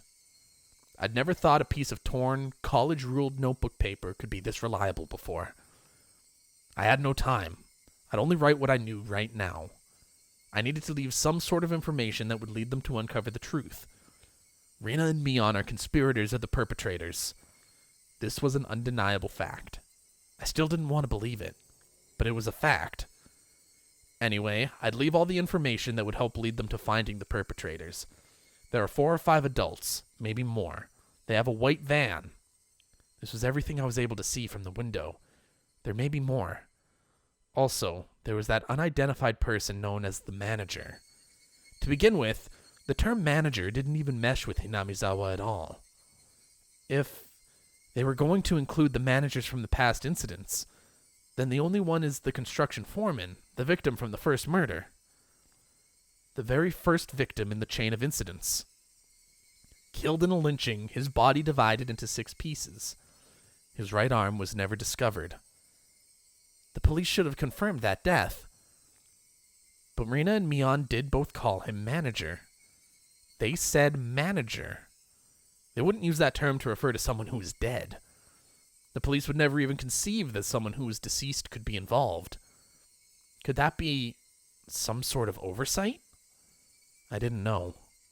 But even if I didn't know, it could be a big hint for Oishi-san. That's right. They needed to start fresh from the first incident. It wasn't just a simple dismemberment, but the start of this string of mysterious deaths that would follow. So then, there must be something hidden there. Please reinvestigate the victim from the dismemberment incident. He's alive. His death should have been established after an autopsy. Logically, you would think as much. But was that really the case? Could it have been some sort of ploy that they were able to deceive the police with? I shouldn't jump to conclusions, but he may still be alive. I had no time to ponder that right now. Oh yeah, there's something even more important I needed to write. Tomitake-san's death was from an unknown drug. That's right, that drug. It was an irreplaceable piece of evidence. No doubt, just by having this, everything would be uncovered. I couldn't just leave that vital clue lying on the floor. This syringe is proof. Writing that down, I stuck the syringe onto the back of the clock with plenty of tape, so it absolutely would not slip out and fall to the floor. Firmly. Firmly. The bell rang. They were here. I couldn't write anymore, but even still, there was one last thing that I had to write. I have no idea why it has become like this. This may be the closest thing to the truth out of everything I wrote on this note. If you are reading this, then I am probably already dead, though you may or may not find my body. If I was going to write out everything that could happen, either dying from the curse or being demoned away, you, who were reading this, please uncover the truth. That is my only desire. With this, my last will and testament was complete. It wasn't certain that I was going to die, but it was my final plea, just in case. I folded the note, stuck it back onto the back of the clock, and returned the clock back to its usual spot. I couldn't help but pray. Oishi-san, if something happens to me, I leave the rest to you. After that, I gazed down silently at Rina and Mion. This was probably the last time we'd ever see each other. Rina, Mion, I really had thought all of us were friends. But why did it end up like this? I never had any fun in my previous school. I only worried about standardized test scores, about if the school I hoped to get into was where I really wanted to go, or a safety net. That was all I talked about. It was a dull life. The people I called friends were also my rivals in studying, in competitions, in personal records, and standardized test scores. Everyone here taught me how unhealthy that lifestyle was. This month was really fun. Making a fuss over lunch, making a fuss over the club, making a fuss over the festival. Something hot began dripping from my face. Uncontrollable tears. I should have had no obligation to shed tears for them, but they wouldn't stop. Even if they were after my life, even if they were trying to kill me. Everything that happened this month, I wouldn't forget it.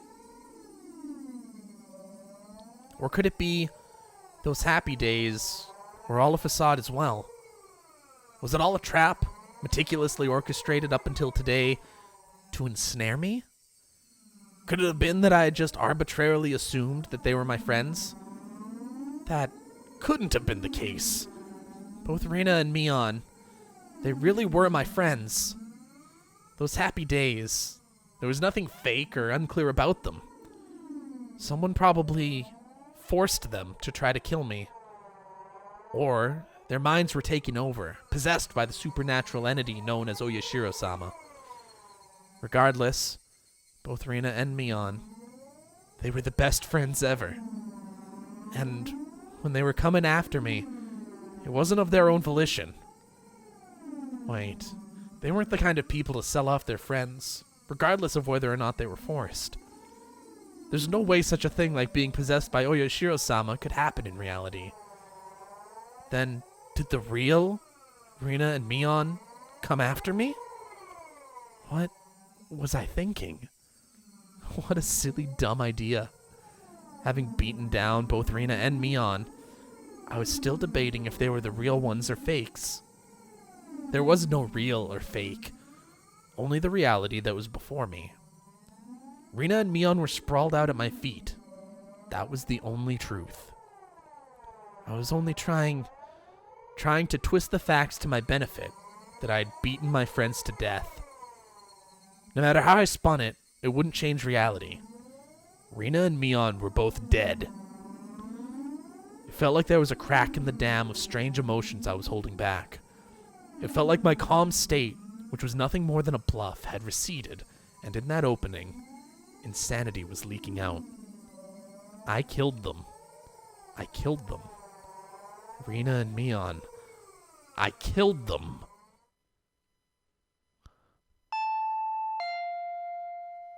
The doorbell rang again.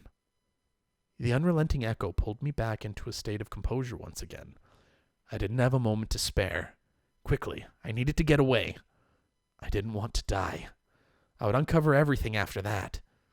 The identity of whoever or whatever had pushed me this far. Even if I had to drink mud and eat grass, I would survive. I would survive. I would definitely survive.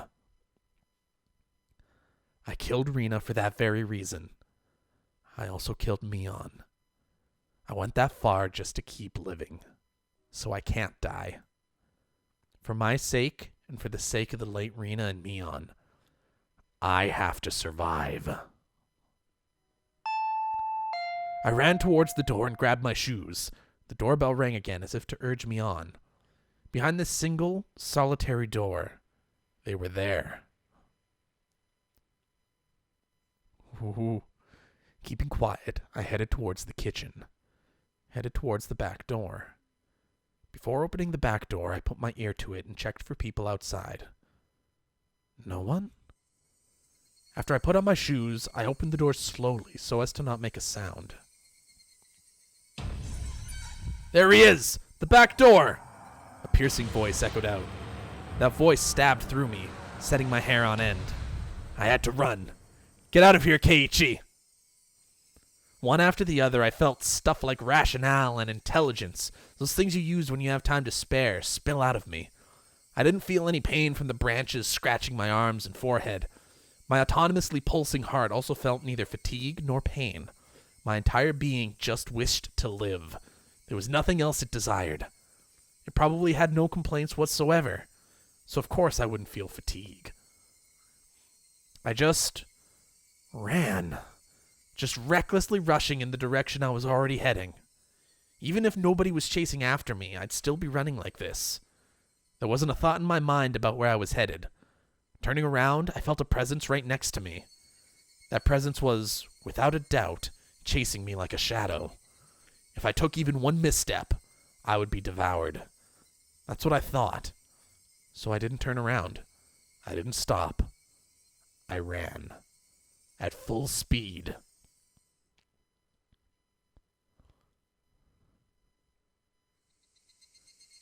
Quack, quack, quack, quack, quack, quack, quack, quack, quack. That was the chirping of the Higurashi telling me it was evening, trying to tell me something. And then I finally heard it. The wailing cry of the victims who didn't make it. Would I be joining them?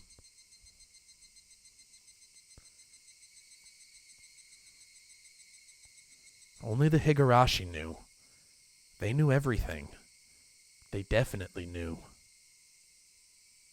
So, I ran towards where I could hear more of the Higurashi's chirps. But the farther I ran, the farther away their chirping became. I couldn't get near them. Why are you all running away? Was it my fault? Was I the one to blame? Then I'll apologize. I'm sorry. I'm sorry. I'm sorry. I'm sorry.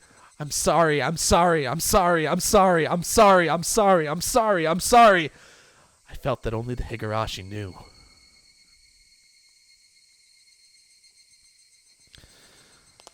Oh, man. Things are wrapping up.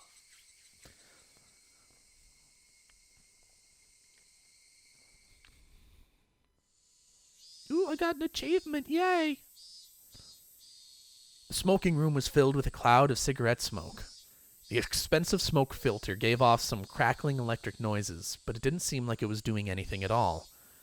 Why do smokers have to be shoved so far down this corridor where the sun didn't even reach? I recalled hearing that the tax revenue from tobacco was about 1/10 of the municipality's revenue. Oh yeah, I don't think it's slowly at this point either. He's gone. It's over. We were the most heavily taxed members of this municipality, so I really wished they'd show us a little more respect. Who's talking? Why would you discard the 5-man zoo there? It's just decreasing your options. One of the younger detectives was having a staring contest with the Mahjong magazine called Next Turn. You're still in Tenpai if you cut the 5-man zoo. If you're betting on a Heite, then shouldn't you be going into it with a Mangan? Kuma-chan, look at the pond. They all discarded a 5-man zoo. It's a safe tile. You'd hate if, at the end of the game, someone was sitting on a tepai on the last turn, wouldn't you? The kid let out another groan, put out his cigarette, then took out another one. I just don't agree. Why would you reduce your own options? By the way, you can't call Ron with your winning tile in that Heite. What? Why's that? Just then I heard a voice coming from down the hall. Are you here, Uishi-san? You have a call from a civilian. Oh, ain't that something? Well, see you soon. Why can't you call Ron on it? Hold on for a second, Uishi-san. The man sitting in the seat Uishi-san was heading towards waved at the telephone receiver. Outside line, from a payphone. Oh, I thank you. Sorry to keep you waiting. This is Uishi. Who is it? Ah, Uishi-san? Hello? If it isn't Maibara-san, why, good evening. From the tone of Maibara-kun's voice, I already knew he was in a predicament. This was the first time Maibara-kun had phoned me, and he was calling from a payphone. Please calm down. Did something happen? His voice was erratic over the line. He had completely lost his sense of composure. After checking that nobody else could hear, I prompted him in a hushed tone. What happened? Hi. Calm down, Maibara-san. I can have the local officers head to your location. I'll be there soon, too. I think that's impossible. His voice was quivering and hoarse. He wasn't surrounded by people even as he was making this call, was he? Maibara-san, you're calling from a payphone right now, right? Where's that payphone? There was no other sounds beside Maibara-kun's voice. It had to be a phone booth. I scratched out a note and thrust it at my colleague sitting across from me. Hinamizawa phone booth. He understood quickly and hastily started on the internal lines. Calm down, Maibara-san. What is your current situation? It usually wasn't idea to tell someone panicking to do so, but this was not a usual case. Maibara-kun didn't just get in trouble, get away, and then call me. He was in the midst of something dangerous right now. But yelling at Maibara-kun right now would just needlessly cause him to be even more frantic. Maibara-kun wasn't just calling to seek help. He was trying to tell us something more than that. And whatever that was, if I didn't get it from this call, I was certain there would never be another chance. My colleague pushed a note in front of me. There's only one booth in Hinamizawa. A patrol car is on the way. 5 minutes. That's too long. How many officers are in there? 2. Not enough. If it was as I imagined, there were likely quite a few people surrounding Maibara-kun. 5 minutes was too long. Did you call the officers stationed in Hinamizawa? He's scheduled to be on patrol. They're currently out and it'll be impossible to contact them. God damn! Kuma-chan, bring the car around. Understood. Hello? Uishi-san? Hello? It's all right. I can hear you loud and clear. There was something wrong with Maibara-kun. That wasn't a normal coughing sound. Vomiting? Or was it blood? Had he already been attacked? Was he injured? Maibara-san, the police are on their way. They'll be there in a couple of minutes, so hold on somehow. Hello? Can you hear me? Maibara-san! I could hear on the other end of the line that he was having a coughing fit. The worst possible situation popped into my head. Maibara-san! Who is the culprit? How many are there? I thought at first the culprit was human. I couldn't tell if that was a cough or vomiting. Are you alright? Maibara-san! I thought that the culprit was a person and not Oyashiro-sama's curse up until right now. But I guess in the end... It was an intense bout of coughing, then vomiting. But I guess Oyashiro-sama does exist. No, he's here. Maibara-san, please, just please calm down. I had been thinking it was strange for a while now. It's been following me this whole time. I run and run and run and run, but it just sticks to me like a shadow. But slowly, so slowly, it's digging itself into my back. Maibara-san, are they right now, perhaps? Right behind you? Behind me? Right behind me. Please, Maibara-san. I can tell you're scared, but please, Who is it that's right behind you? I can't just look behind me. If I do, I'll... I understand that you're scared, but please tell me. You just need to turn around a bit. Who is it? Who is behind you, Maibara-san? Right after I said that, I could hear him vomiting intensely. What followed was a nightmarish sound. Maibara-san, it couldn't be that you're clawing out your own throat. There was no answer, but I could hear something like scratching. There was a bang, as if something was being hit. Maibara-kun had probably dropped the receiver. I could hear groaning and vomiting over on the other end, and a repeating, abnormal noise. Hello? Hello? Maibara-san? Hello? I knew how far away my voice would sound on the other end, but I couldn't help but shout. At that moment, I heard whispering coming from the other end. I couldn't tell what he was saying.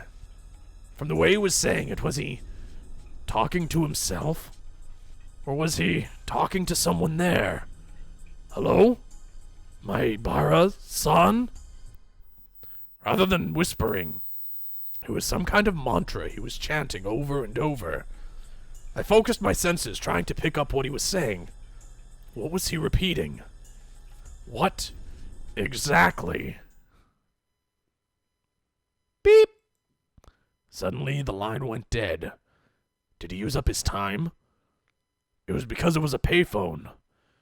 It was because it cut out so abruptly. The last thing he said came out so clearly in my mind. Uishi-san, the car is good to go. Uishi-san, the car is good to go. Uishi-san? It was... I'm sorry. Uishi-san? That's what he was repeating over and over. He said, I'm sorry. I had a gut feeling. There was no longer a need to hurry. I could hear the chirp of the Higurashi spilling in from the window. I should have been able to hear them this entire time. I just wasn't paying any attention. How did I focus on them all of a sudden?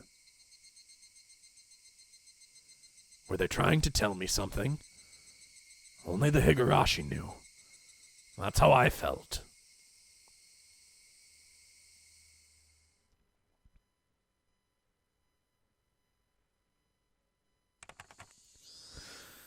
July 1983. In Hinamizawa, a remote village near Shishiboni City, there was a murder involving 2 female students. Something. The suspect called over his 2 female classmates, Rina Ryugu and Mion Sonozaki, to his house and beat them to death with a metal bat.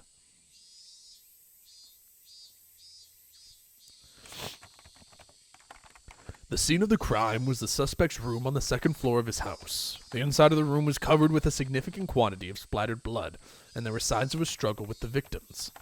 In addition to the scene of the crime, the entryway, living room, and kitchen all had traces of a struggle. At the entryway, the shoe rack and wall had evidence of being impacted by a strong blunt force. It is believed to have been the same bat as the murder weapon. Having no traces of blood, it is believed the destruction occurred before the murders. There is the possibility that the suspect overpowered his victims to keep them from fleeing. In the living room, the rug had been pulled back, then thrown aside. It is hard to believe that this had a connection to the struggle with the victims, and thus the reason for this remains unknown. In the kitchen, the garbage bag was torn apart and its contents were spread out on the floor. Garbage was strewn about in the surrounding area, and handprints believed to belong to the suspect were discovered. It is believed that the suspect had for some reason taken out the garbage and struck it with his fists. The reasons for this remains unknown. In addition, there was a note stuck to the fridge. The words, "Was there a needle?" were written on it. The meaning behind this remains unclear. Just in case, the garbage was searched, but a needle was not discovered. Though the garage door was functional, it had been left open ever since the suspect moved in. The garage door was found closed. The suspect's fingerprints were discovered on the garage door. The reason behind this remains unknown. The suspect fled the scene of the crime. However, a patrolling officer, Hinamizawa Local PD, found the suspect collapsed inside a phone booth. At the time of discovery, the suspect was unconscious in critical condition. He was rushed to the local hospital for treatment, but did not regain consciousness and died 24 hours later. The results of the autopsy indicate the immediate cause of death to have been hypovolemic shock. It was determined that the suspect had clawed at his own throat with his fingernails, and the resulting bleeding caused his death. With the similarity to the death of Tomitake-san the prior week, the police believe there to be a connection and have opened an investigation. However, due to the wishes of the local authorities, it will be a confidential investigation. Due to the abnormal nature of the death, it was suspected that drugs were involved, but as with Tomitake-san, no traces were discovered. What prompted all this remains inexplicable. As such, this case is being treated as an act committed on impulse. However, with several accounts of the suspect's bizarre behavior leading up to the incident, it is possible that this was premeditated. Separated from his group of friends, isolation, inexplicable behavior. Several days before the incident, the suspect began carrying around a metal bat. The suspect was observed displaying aggressive behavior as well as talking to himself at school. His classmates have actually heard portions of what he was saying. 2 days before the incident, the suspect declared to his parents the possibility of his death. Due to these circumstances, the police have begun an investigation on the possibility that this crime was not committed on impulse, but was instead planned several days in advance. Afterwards, a note was found in the suspect's room that he had written himself. The note was written on 2 sheets from a B5 college-ruled notebook that had each been torn in half, and as if trying to conceal it, was stuck hidden behind a clock on the wall. The contents are as written in the appendix. The police believe it to be strongly related to the incident. The police changed their line of investigation based on the possibility that the suspect was involved in some sort of incident himself. However, no further clues were found, casting doubt on the credibility of the note. Was the crime impulsive or premeditated? With the situation unclear and no further developments, the case has been labeled as unresolved. However, the following year, suspicion arose regarding the nature of the note. The note was not written on 2 halves of B5 paper from 2 separate sheets, but was originally a single sheet of B5 paper. In order to erase several lines from the middle, someone had torn them out. Judging from the size of the letters, the missing section is estimated to be 2 to 3 lines. It is highly probable that the person who eliminated the lines in question is not the suspect. In addition, judging from the traces of large quantities of cellophane tape being stuck to the back of the clock, speculation that something other than the note was stuck there has arisen.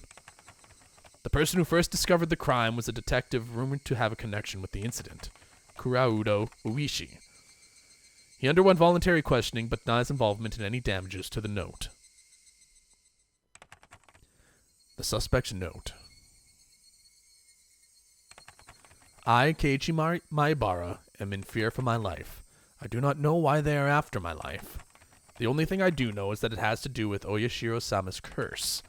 Rina and Mion are conspirators of the perpetrators. There are 4 or 5 adults, maybe more. They have a white van. This is all on the first sheet. Everything below this has been ripped out. This is from the second sheet. Everything above this has been ripped out. I have no idea why it has become like this. If you are reading this, then I am probably already dead.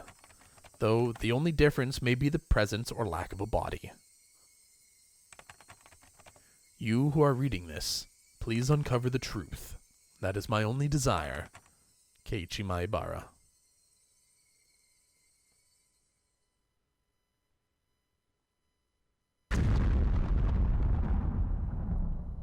Huh. Well, shit. I knew it was going to end like that because I've watched the anime. A new scenario has been unlocked. All cast review session has become available. To play it, select extra on the title menu and then pick the all cast review session.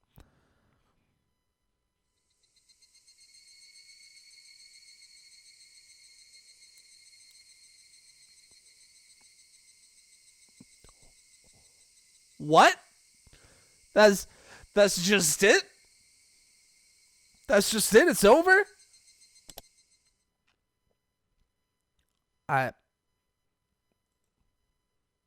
Well, let's find out what this is.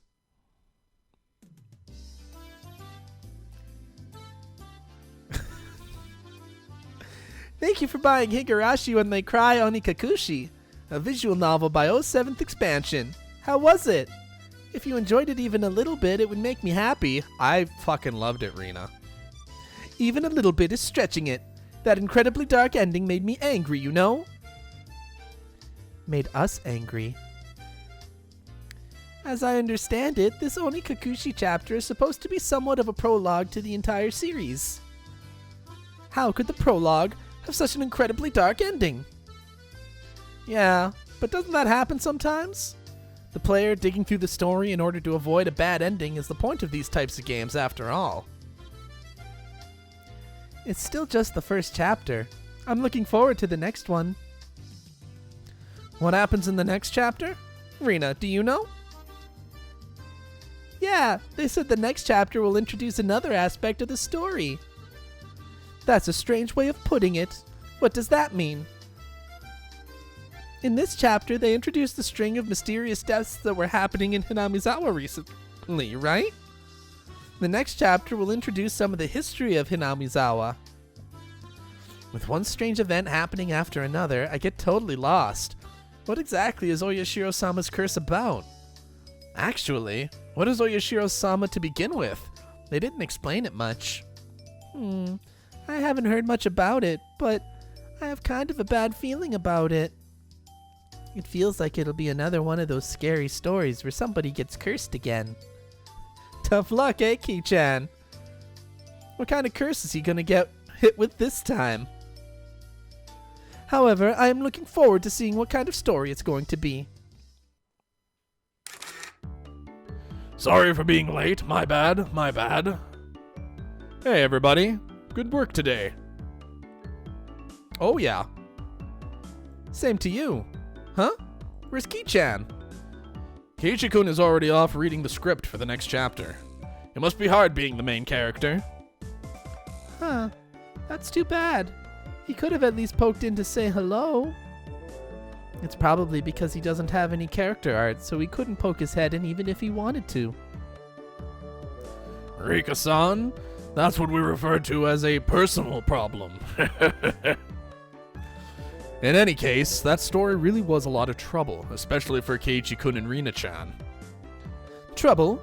That was the mother of all bad ends. I wonder, what was the identity of the thing that attacked Keiichi-kun?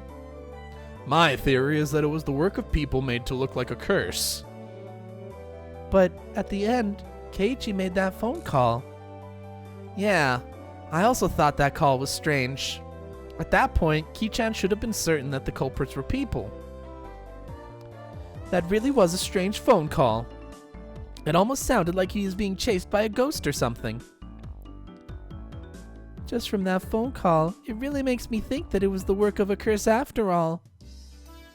Since we're all here, why don't we all share our theories?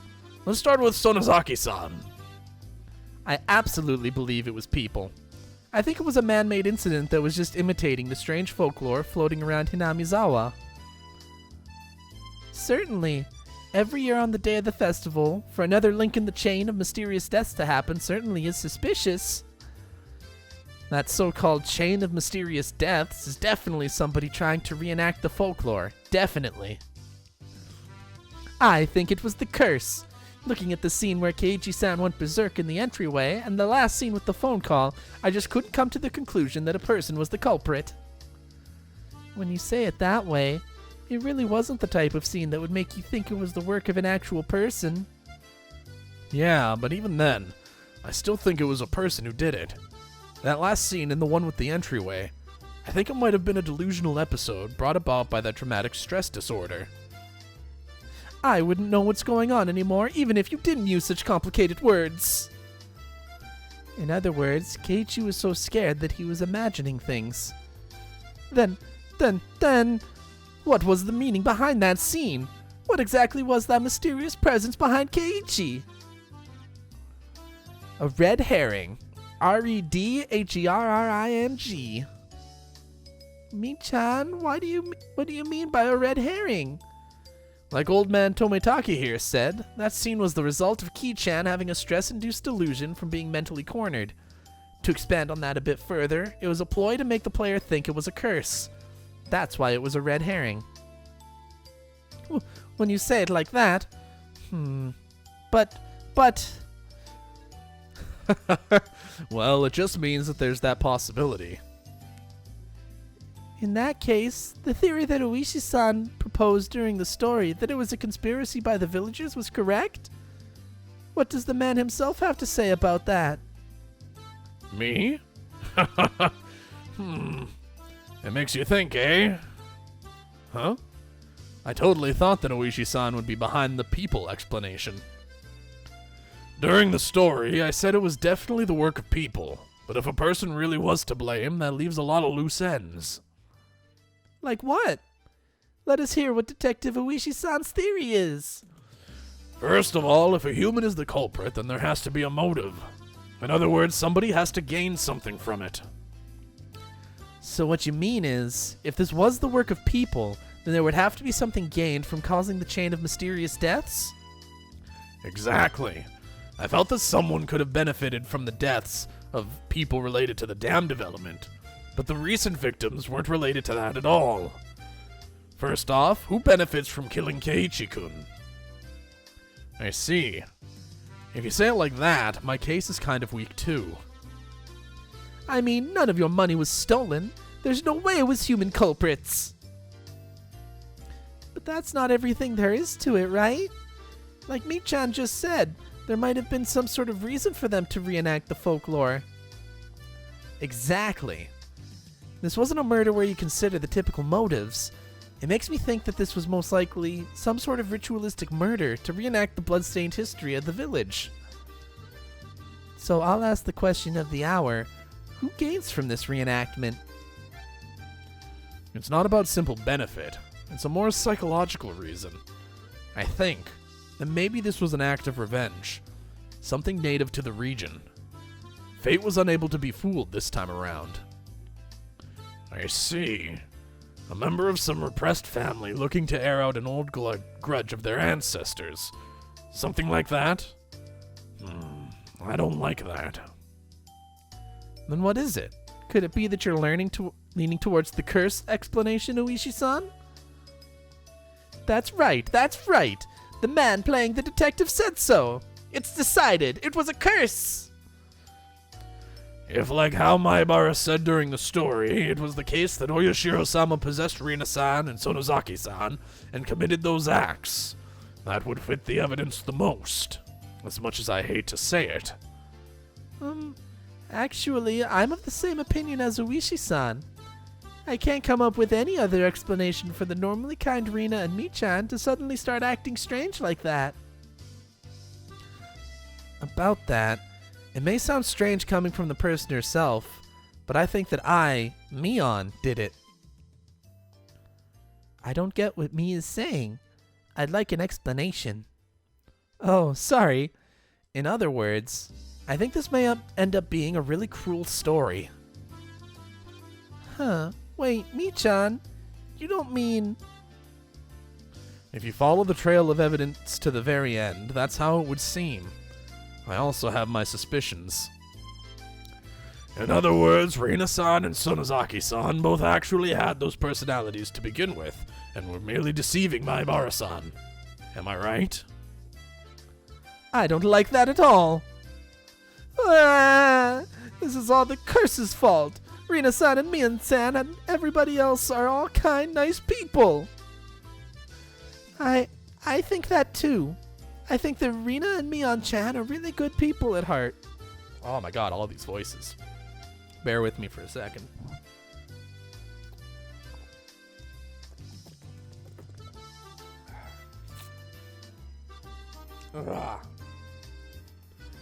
I think that during the story, they definitely were possessed by something.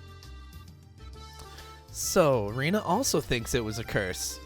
Then let me ask everybody who thinks it was a curse. There has to be a reason for a curse, right? I don't think there would be something indiscriminately cursing everything. Can somebody explain that? A curse is a curse. Human logic won't get us anywhere. Satoko-chan, a personified deity is, in the end, nothing more than the creation of people. That's why their method of thinking is also understandable to humans. Just take a look at the Greek pantheon. They cry, get angry, get jealous. Basically, they're just like humans. So what you're saying is that Oyashiro-sama is cursing people with some benefit in mind? That's an odd way of putting it, but basically, yes. That's why they say, far from Jupiter, far from his thunder. You do have a point. Basically, it doesn't matter if it's Oyashiro-sama or humans. There has to be a reason. But Rika, what if that reason isn't clear? I don't know. That's right. This is still just the prologue. There's still a lot of stuff that hasn't been revealed yet. Yeah, it's hard to come up with any more theories at this point. No, I won't be satisfied until this is all made clear.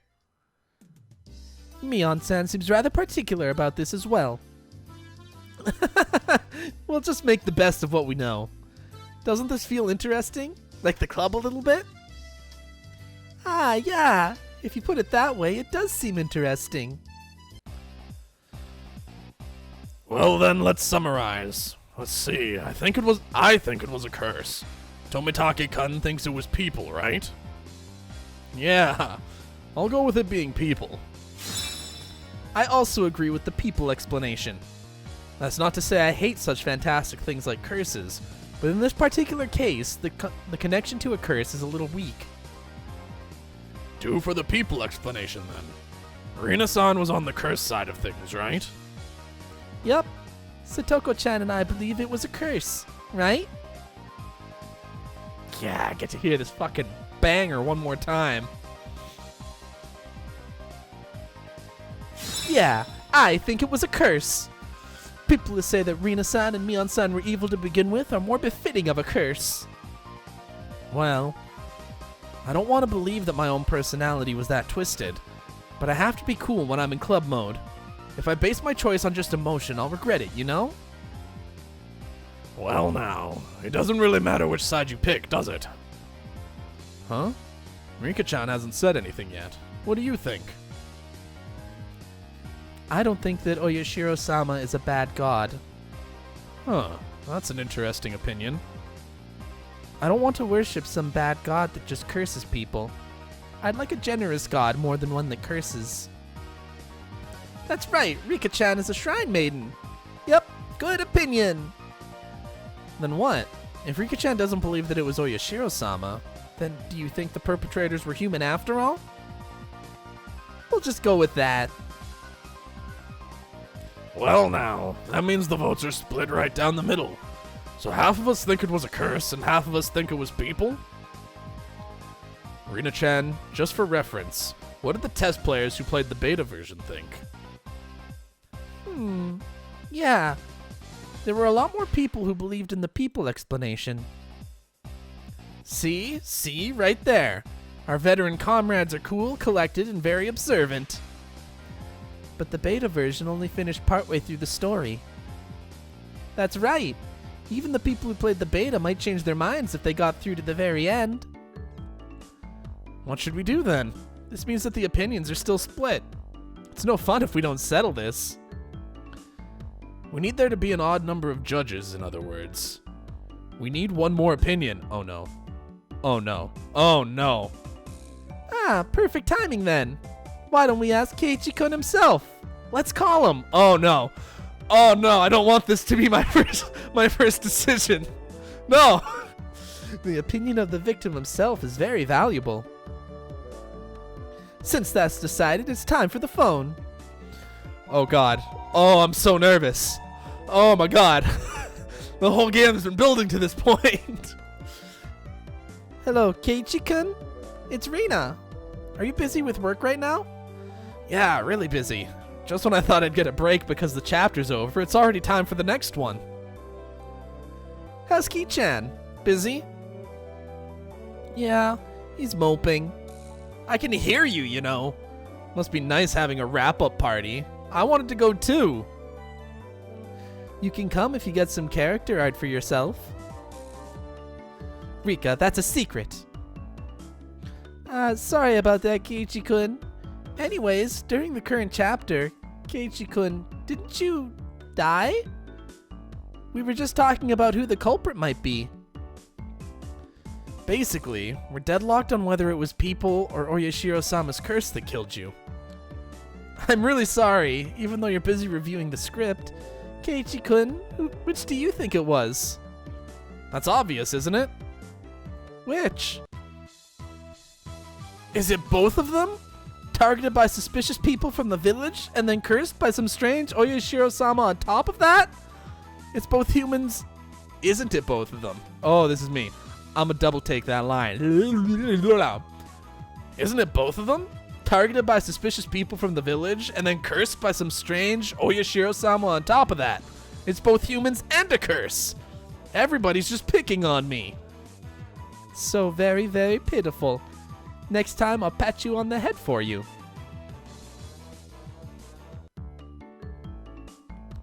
In the end, the opinion's still split, huh? I'll think this over again. We might have missed something. Well then, please look forward to the next release, Higurashi When They Cry, Watanagashi. Ooh-wee.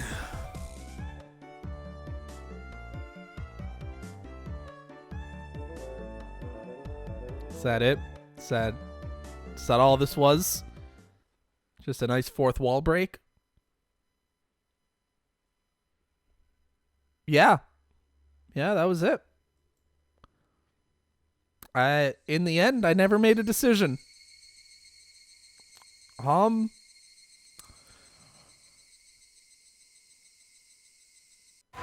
like I hit start and it just takes me back to the beginning, yeah? Yeah, okay. Okay. So I guess that's it. We've finished chapter 1, Onikakushi, of Higurashi When They Cry. That was really fucking cool. I really liked that ending. I really liked this whole chapter, actually. As a whole, it was just a really fun story. There are more parts. They have released 8 chapters as of this recording. I own all of them. I will be playing all of them. We are going to get through this whole series. I believe it's going to turn into a game going forward, so there will be a lot more input on my part. I will actually affect the story rather than just reading a story, so that's exciting. But I am going to take a small break from Higurashi after today. Nothing to really worry about. I will come back. I just wanna keep my games up in the air, keep some variety going, so I personally don't get burnt out. But we will come back, and we will be doing a lot more Higurashi in the future. Do not worry. We will be figuring out this whole story, and I look forward to every second of it.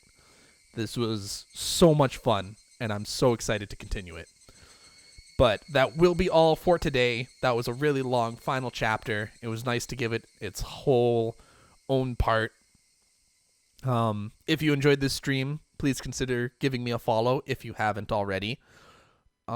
Every single follow helps, and I appreciate every single one. If you're watching on YouTube, please consider subscribing to the channel and leave a like on the video.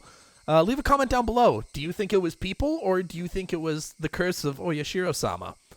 Let's see if our little group of detectives can figure it out based on just this one chapter. I think it's people. I think the people of Hinamizawa are crazy, and I'm kind of cheating because I've watched the anime. But don't worry about that. That's fine. Yeah. But that is where I'm going to call it a day. I hope you guys enjoyed the stream. And I hope you guys enjoyed the video on YouTube. And I think I'm just trying to find things to say when there's really nothing more to say. So I'm just going to wrap it up here. Yeah.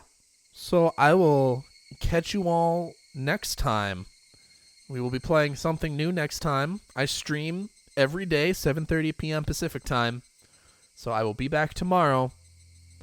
And until then, I will catch you all later. Ciao for now.